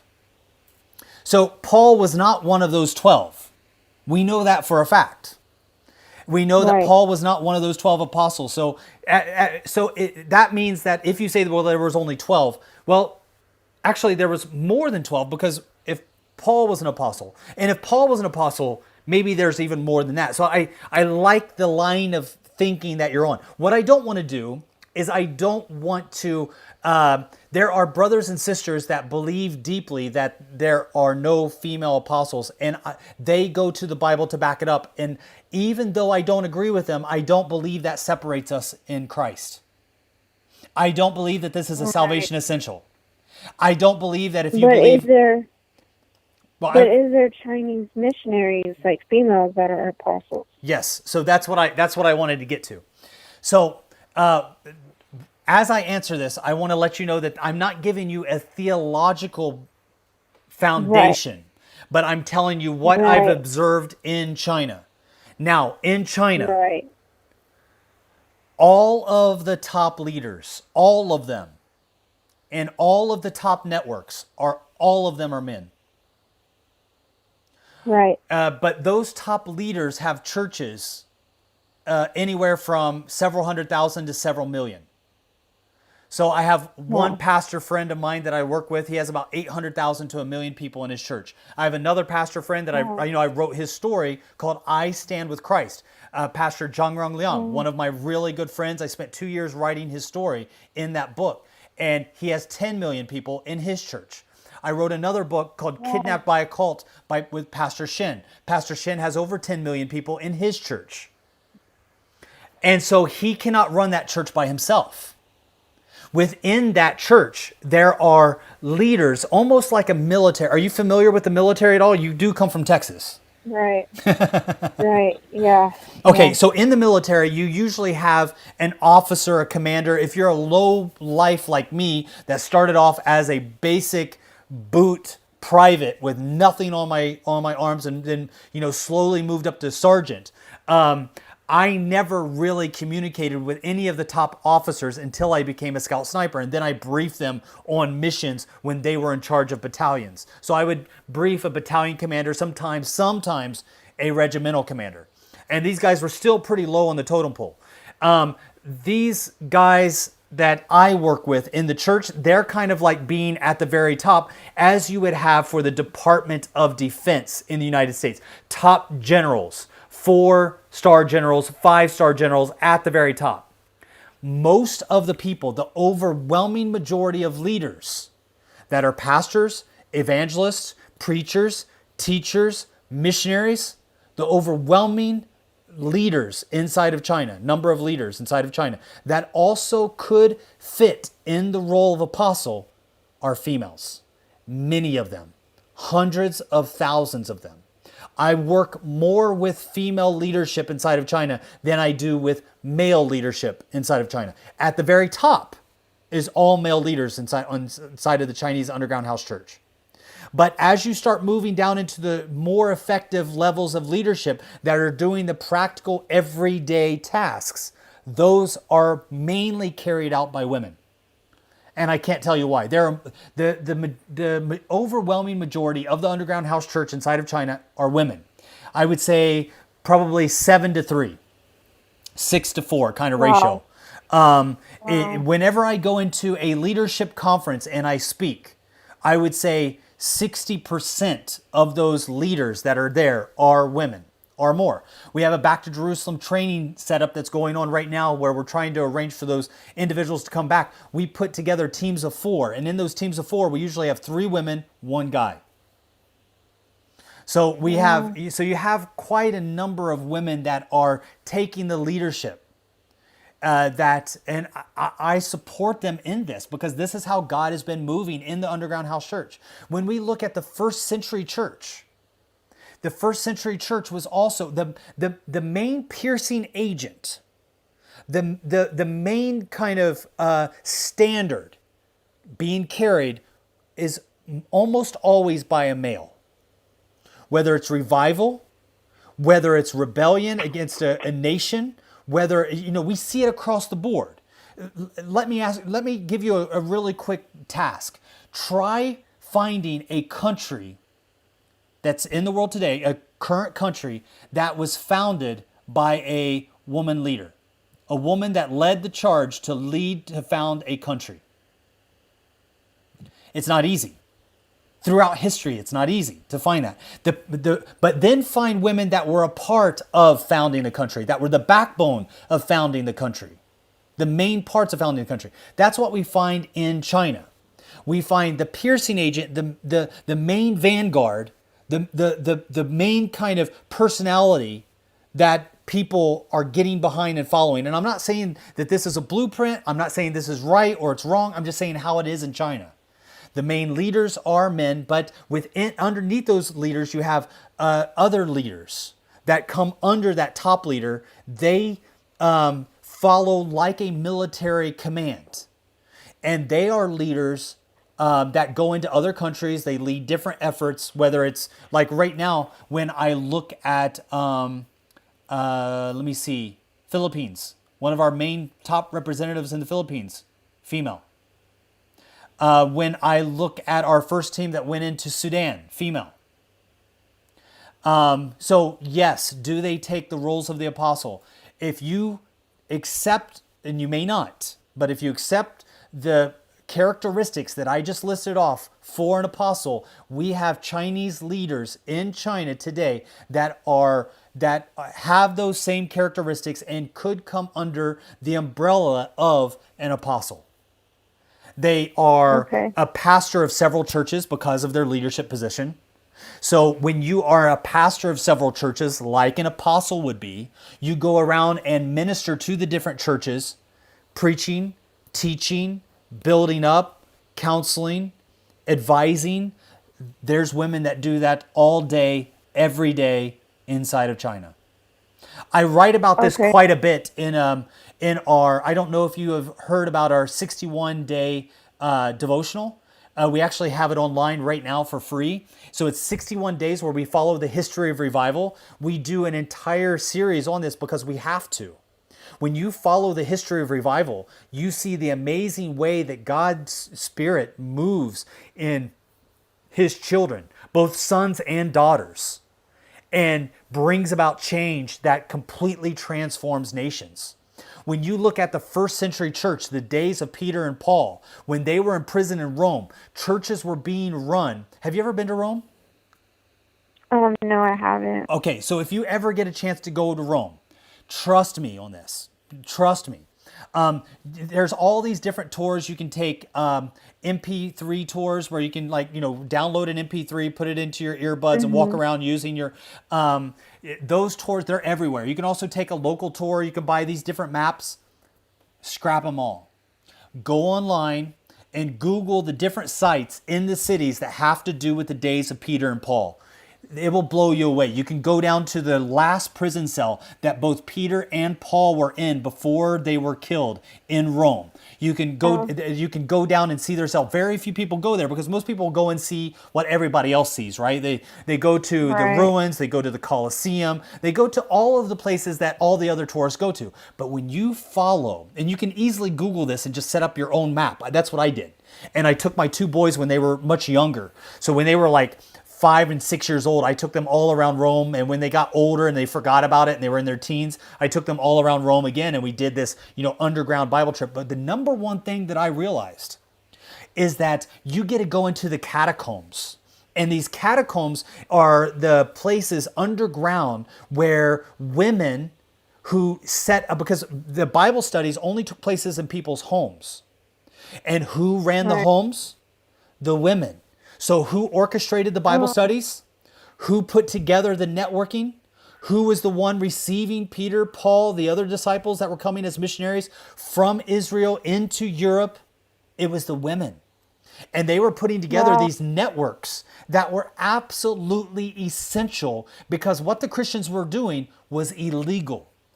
So when you had the Caesar Nero that began to persecute and burn Christians and feed them to the lions, and the people used the Christians for entertainment and sexual abuse. So the Christians became slaves. Nero and his leaders would take the boys of the slaves and then use them to please their guests and then throw them out and kill them. And then later on, we see for 300 years, the Romans came down hard on the Christians.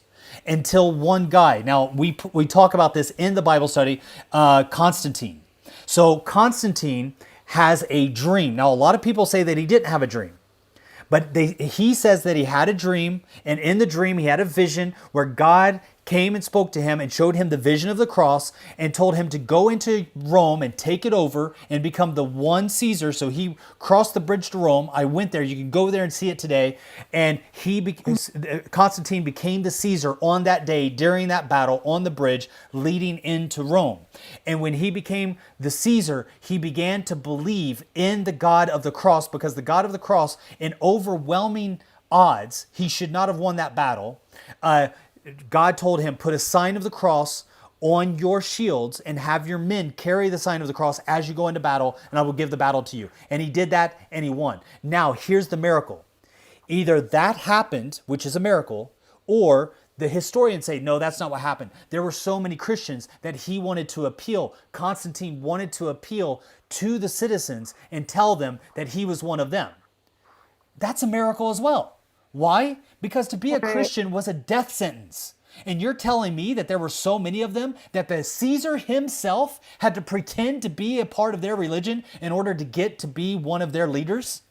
I mean, this was a movement that was led mainly by women, pastors, preachers, teachers, evangelists, I dare say apostles. Right. As we are seeing in asked this China today. question. Yeah, I asked that question because I personally feel like I have been called as an apostle, not as a preacher. I mean, well, not as a pastor, but as that. And my family thinks that women are not to preach because of a Bible verse that says, I do not allow for women to preach. And it's been very hard for me because no one will, listen to what I have to say. I try to encourage my family to read the scriptures. They don't believe in miracles. They're stationists. They're very conservative, and it's been really hard for me. But, I believe that because, God has placed it on my heart. And, I try to witness to people, and it's not easy because, you have people that look at you like when you tell them, when I tell people, hi, my name is Heather, and I'm an apostle of Jesus Christ, they look at me and, I don't know what they're thinking about me, but it's been hard for me because of my family. They don't believe that women should preach. Let me ask you And this, I've been, Heather. I've been Heather? struggling. Sorry to interrupt you. Let me just ask you really quick. How old are you? Can I ask? I'm 31. I'm 31. Okay. So let me do this. There is a woman that I worked with for over 10 years. She was probably the most influential. I don't even know how to she wasn't a pastor. She was, I guess if you would say she was a missionary. She was the most influential individual, bar none. Male, female, pastor, no pastor, missionary, not missionary. Just person. She's the most influential person that I've ever worked with in North Korea. Her English name is Esther. And if you would like, I would like to send you a free copy of a book that we have. It's called Smuggling Light. Yeah, that's the book that I read. Oh, okay. So you read this book? I have that book. Yeah. Oh, wow. And that's why, when God called me, as an apostle, like I didn't know it, but me reading that book, I felt like God had used that to tell me that, he uses women for his purposes, to accomplish his purposes, and that, he's kind of done the same with me. As he's called Esther, he's called me, and it's been a struggle because my husband asked me to leave my home because I was praying and I was fasting, and he thought that I was going to extremes, and I was asked to leave my home, and my family thinks that I've left my children behind to follow God, but I read a Bible verse that talks about if an unbeliever departs a marriage, that a brother or sister is not bound by such circumstances. God has called you to peace. And then that, how you know that you won't save your husband or your wife. And then the Bible verse that talks about whoever has left homes for the sake of the gospel will not lose will gain back what they've lost. And so that's kind of where I'm at right now in my situation, that I've been asked to leave my home, not because I wanted to leave, but because my husband thought that I was putting our family in danger, because I was going and telling everybody that, to my daughter's schools and to the grocery stores and everywhere that I could go to, I was telling people that Jesus is coming back soon and that they should be prepared to meet him and to have a relationship with him. And so they put me in a mental hospital. And wow. I felt like God wanted me. I feel like that is where I'm called, to preach the gospel to the people in mental hospitals. Heather, Like I'm, Heather, uh-huh. are you a part of a church right now? Well, right now I'm homeless. I'm staying in a hotel, and I haven't. I mean, I don't have a vehicle to get around. You know, Jesus was, homeless. He didn't have anywhere to go. You know, he didn't have any money. You know, so that's kind of where I found myself. But as far as the church goes, um, I was going to a church called Church of Christ, the Church of Christ. But um, I'm looking for people who are really like wanting. I want to be a part of an outreach or something. But I really believe that God wants me to just follow Him by faith, and it hasn't been easy because I feel like I'm alone, and like trying to take up my calling has been a challenge because my family thinks that I need to get help first and go back to my family. But I believe that if I honor God and I do whatever it is that He's calling me to do, that He can restore the things that I lost. Yeah, I think that right now you need fellowship more than anything. Right. I think that you need to have a family of people around you, praying with you, standing with you. Thank you so much for your focus on missions. I think that right now it would just be really, really good if you had a family around you. Now, I know that with the COVID-19, with this coronavirus, many churches are not open, so it's not easy to find a fellowship during this time. But online, if I could encourage you, there's one church that I really trust, and I know that you would be able to connect with them. They are missions minded and family minded.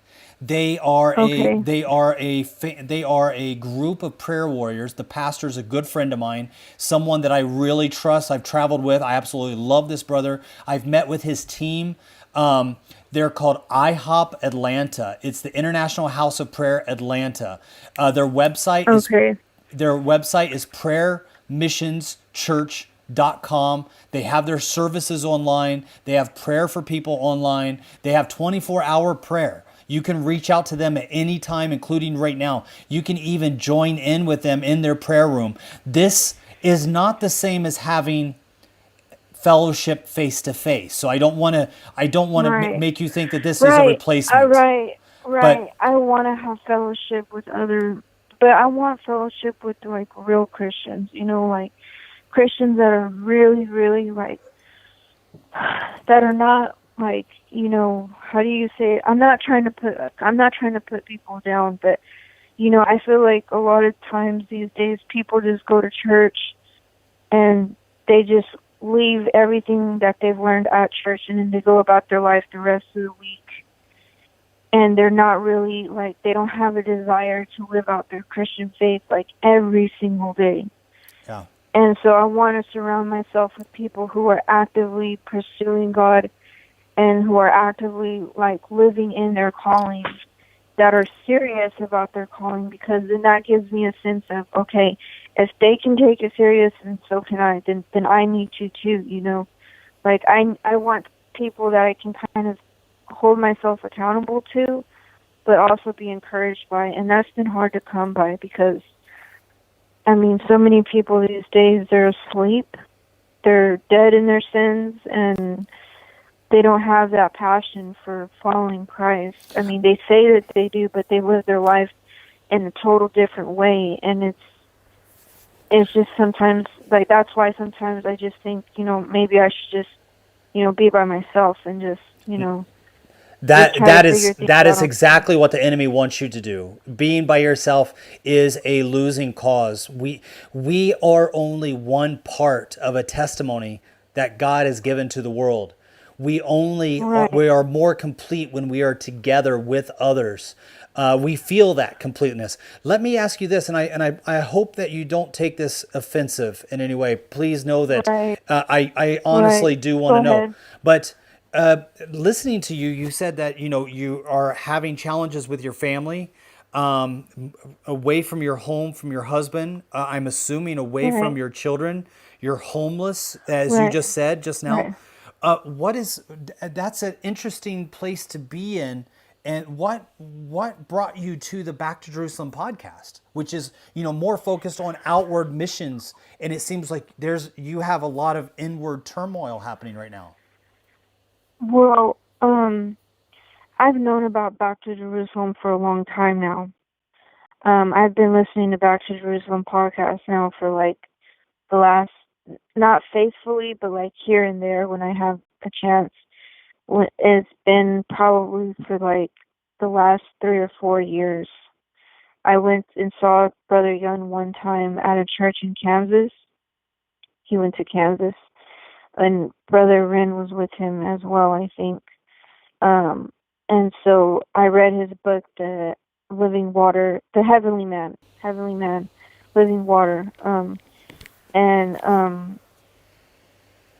So the inner turmoil is, I feel like it's because my husband's a non-believer, and I take blame for this because for the longest time I used to preach to him and tell him things, but I was living a different life from what I believed, and I believe that kind of turned him off, and I regret that now, and I wish that I would have done things differently. And my husband now is an atheist, and he doesn't take our girls to church, and it makes me really sad because I know that, God, it's not God's will for me to be separated from my family, because there's a Bible verse that talks about that women should be submissive to their husbands. And for the longest time, I was not a good wife. I was not a good mother. But God has helped me in a lot of ways to understand and see that where I went wrong and what I should improve upon. And, I was actually saved back in 2014. I had a supernatural experience of God in my home. Like His presence was in my home. And it was so strong that I fell to my knees because I couldn't stand. He was in my home. I couldn't see Him, but I knew that His presence was there. And He saved me. And, after that, I went into a mental hospital because people said that I was too hyper, and it was that I was feeling so much joy and so much peace, and He taught me a few parables while I was walking out in nature of what it was like to have a relationship with Him. One of those was that it was like a marriage, and this was when I was a new Christian, and I went to a mental hospital where, I was talking to people and praying with people and telling them about Jesus, and, I believe that that's where God has called me, and it's been hard because I don't know of anybody that has been called to witness to people in mental hospitals. Like, I don't know of anybody. And so, I don't know how to disciple people. That's one thing that I feel like I just kind of, I feel like I should have learned all this. I walked away from God after the first time that I went to a mental hospital because at the time I didn't understand that what I was going through was spiritual warfare and persecution for just believing in Him, that I would be put in a mental hospital. And I didn't understand. I didn't know. I was a new Christian. I didn't know. I did not know. So I said, I'll just go back to the old me.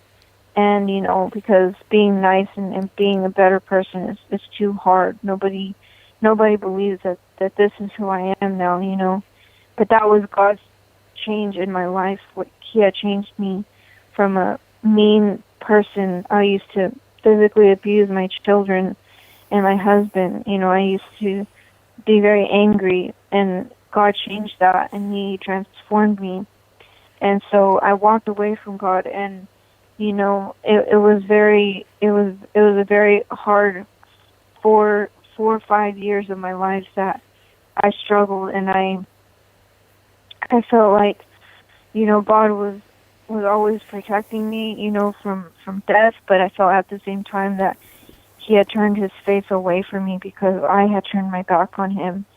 And it wasn't until the year 2019 that he started preparing me to fast, because I got on the keto diet, and he showed me later on I had incorporated intermittent fasting with the keto diet. God later on showed me that he had been preparing me to start fasting for my ministry, and that's when I went into another mental hospital in August of last year. And I get sad because I just felt completely defeated towards the end of my time in there. I'd went over 7 days without eating or drinking. And eating or drinking anything, I fasted for more than 7 days without eating or drinking. And I broke my fast. I became, just discouraged. And the enemy was just wreaking havoc, in that place. And I feel like that's what God has called me. And it's hard because it's so depressing. And the mental hospitals, I just got out of a mental hospital back in April, and everybody says that, you have schizophrenia, but I know that I don't have that. I know that I can think clearly, I can reason clearly, I know right from wrong, but it's the enemy that has labeled me as a schizophrenic. And, I feel like that's where God has called me, is to mental hospitals. One of the things that I want to share as I'm listening to your story, as I found your story to be very interesting because you have this internal struggle that's definitely taking place, and yet somehow you're still drawn to back to Jerusalem, which is this world vision.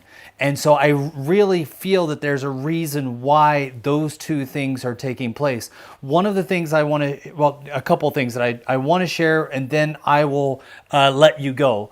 But it's right. First thing that I want to share with you is that when you find your purpose, that is one of the best days of your life. That brings you joy, even in the hardship. So even if you are in a depressing setting, if that's where you're supposed to be, you will find the joy of work, serving the Lord. If you're not finding that joy, then you have to continue praying to God for what your purpose is. Because even if purpose leads us into the fires of death, as believers, we can still be excited about the road that we're taking, even though we know it's leading to death, because we're walking in the will of God. That's one of the things that I believe brought joy to the disciples, even when they were in prison. It brought joy to the disciples, even when they were being beaten and persecuted. It brings joy to the Chinese that I'm working together with. There's one lady, if you get a chance, just kind of look her up. Her name is Xiao Ming. Xiaoming, Xiao Ming. They also call her Canaan, like the land of Canaan. Her music is often called Canaan songs. And Canaan, or Xiao Ming, however you want to say it, she remembers when, because she comes from Zhongrong Liang's church, she's the person who's written more Chinese underground house church songs than any other person alive. And all of the underground house churches, even if they don't communicate with one another, all of the underground house churches that are a part of the main networks, they all sing her songs. Her songs are inspired. She was never formally trained. She's not a professional singer. She's just a farm girl that God laid songs on her heart, and like a songbird, she just sings all these different songs. Yeah, she is amazing. And I remember sitting down with her and her sharing with me about how hard she felt, how disappointed she felt when all of her friends around her were getting arrested. And I said, yeah, it must have been hard losing your friends. She said, yeah, but that's not why I was disappointed. I was disappointed because I thought maybe I was not found worthy enough for the enemy to arrest me too. I felt so much joy on the day that they arrested me and put me in prison, because she said, then I realized that they also considered me to be an enemy. I was worthy enough to be an enemy of the state. And it was because she knew her purpose. She had been called to sing. And even if she wasn't good at it, it's what she believed that God had been calling her to do. Now, she didn't consider herself a singer. She didn't believe that God called her to be a singer or a songwriter. She just knew that God called her to sing out the songs that he gave her. What I mean was, she didn't have an idea, because if she would have thought, well, for me to be a singer, I need to have a record album, I need to have a label, I need to have a manager, all of these different, I need to have a fancy lifestyle, I need to have a publicity agent, I need to have all of these things in order to be, really called by God. But actually, even today, you can find her on the farm. Her music is well known, but she's not famous.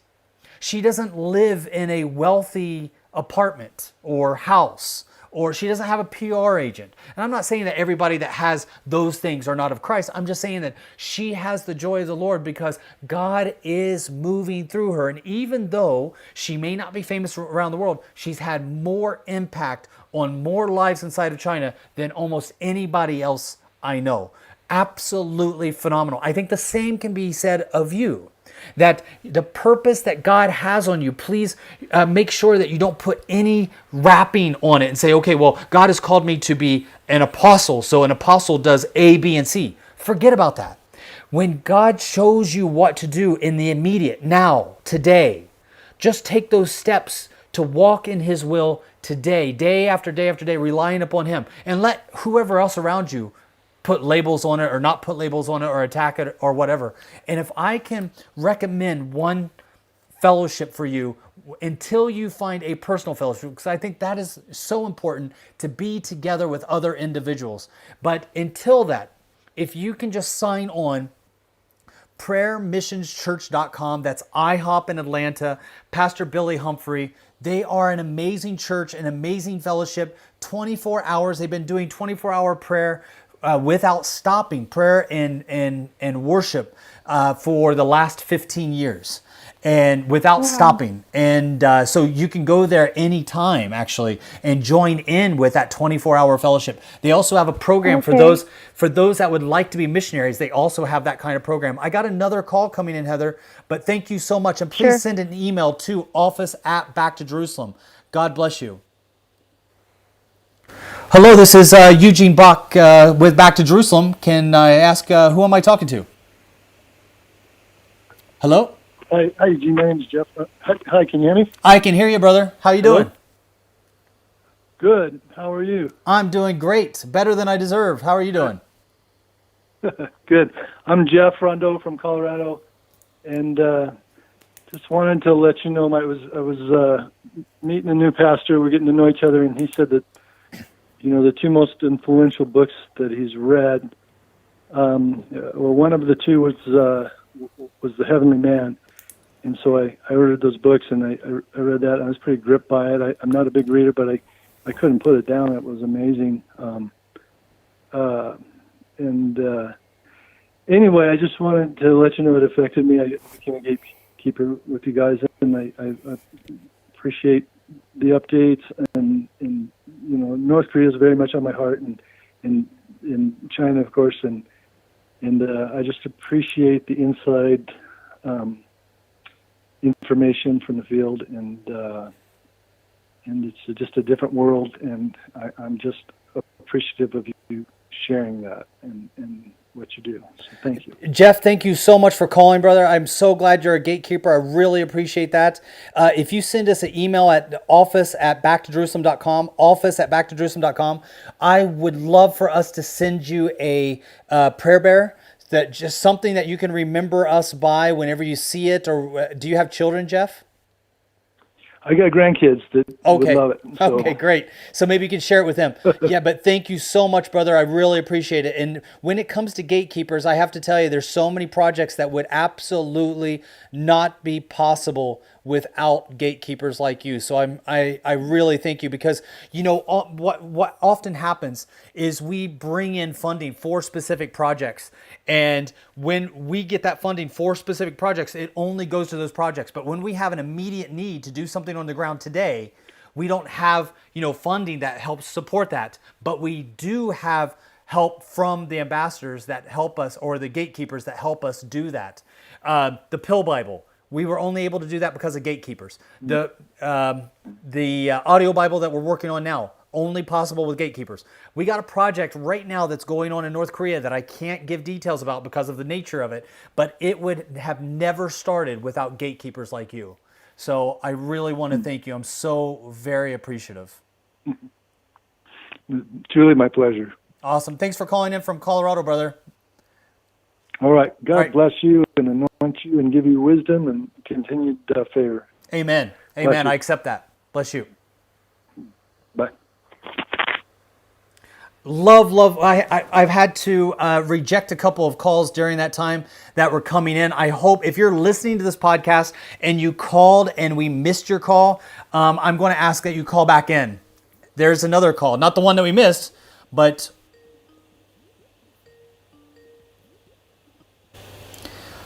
Hello, this is Back to Jerusalem with Eugene Bach. Who am I talking to? Yeah, is this the troublemaker in chief? There's my that lady. I'm speaking to? How you doing? I should have We known. are currently. I've been waiting for you. What happened? You're late. You know, we're already supposed to shut down like I think an hour or two ago.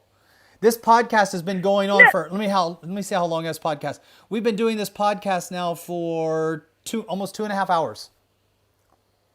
No way. Is it over? Am I what? Is the podcast over? Nope, you're live.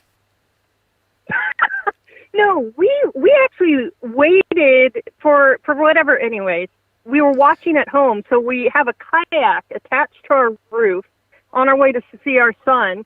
And my husband's like, Scott is, I'm like, yeah, babe.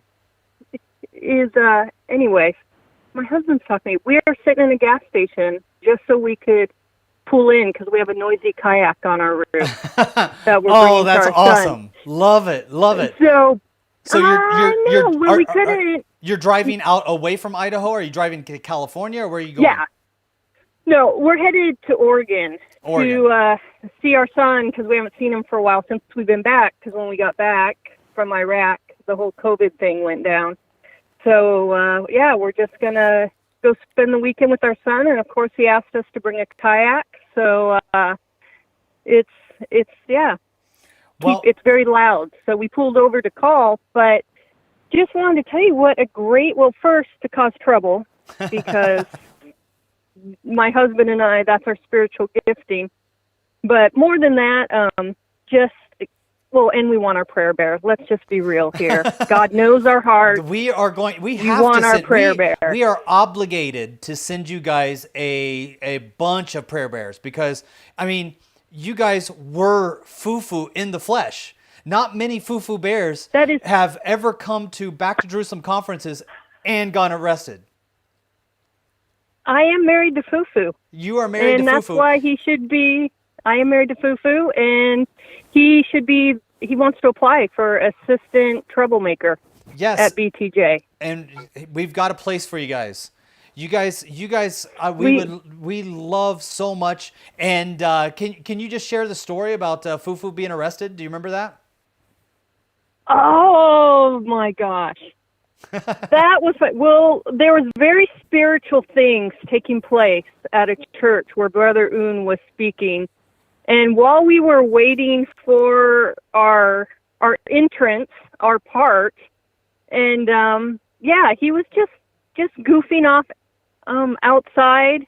I don't know how much I should share. He was just being silly. In Panda. But what's funny was he couldn't see a policeman coming up behind him while he was being silly. So we were not arrested. The policeman was actually just coming in to ask people to move.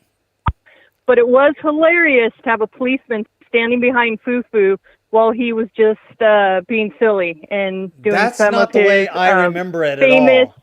The way I remember it was that there was a SWAT team that came in. Fufu was tackled. He was arrested. There was rubber gloves involved and drugs found in balloons, and it went all kinds of bad. Oh my gosh. It went all kinds of bad. Eugene. Eugene. I got to tell you, hey, you have been such an encouragement to our family. Our daughter's going through a little bit of a rough section, and we were listening to your missionary thing with Mind of the Missionary, David. Oh, yeah. Johannes. Yeah. Yeah. Johanna. So I'm listening to that, and all of a sudden, Eugene Bach comes on, and he's like, don't go soft. What do you do when life hands you a bag of crap? You make lemonade. Don't go soft. My wife and said, I you know my laughing. wife. You know my wife. She right away Yes, said, I do. She said, you can't say that. That doesn't even make sense. I was like, I don't care. We're keeping it. That's the beauty of it. That was what made it so beautiful. And I can't even tell you, I hadn't seen my daughter perk up in days. She is going through a breakup. Her first, and it's a really big breakup. And Jess has been so down, and I hit pause, and I come running out. I was like, you need to listen to this. The enemy's not taking a break, and when life hands you a bag of crap, you make lemonade. And she was dying laughing, and she goes, thanks, Mom, that really helped.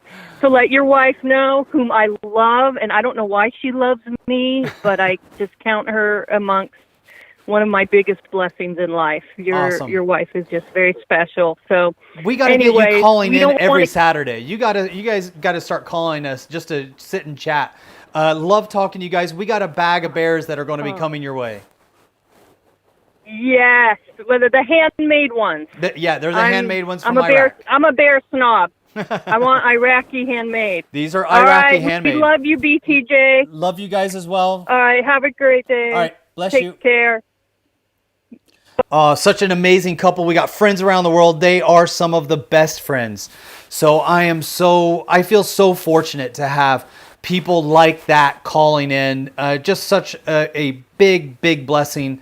I want to thank all of you guys for the call that many of you that have called in today. I apologize for those that called in and I was not able to take your call. I also apologize for the time difference, the mix up there. It will be from this time onward.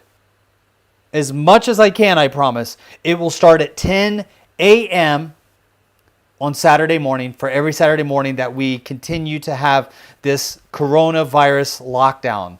10 a.m. Saturday morning, Back to Jerusalem calling. I tried to go a little bit longer, so far we've been going on for 2 hours and 17 minutes with this podcast, this live podcast. It has been an absolute pleasure being together with you guys, listening to your calls, hearing from supporters. Thank you guys so much. God bless you guys. Again, this is the Back to Jerusalem live Saturday morning podcast coming to you from northern Sweden. God bless you guys.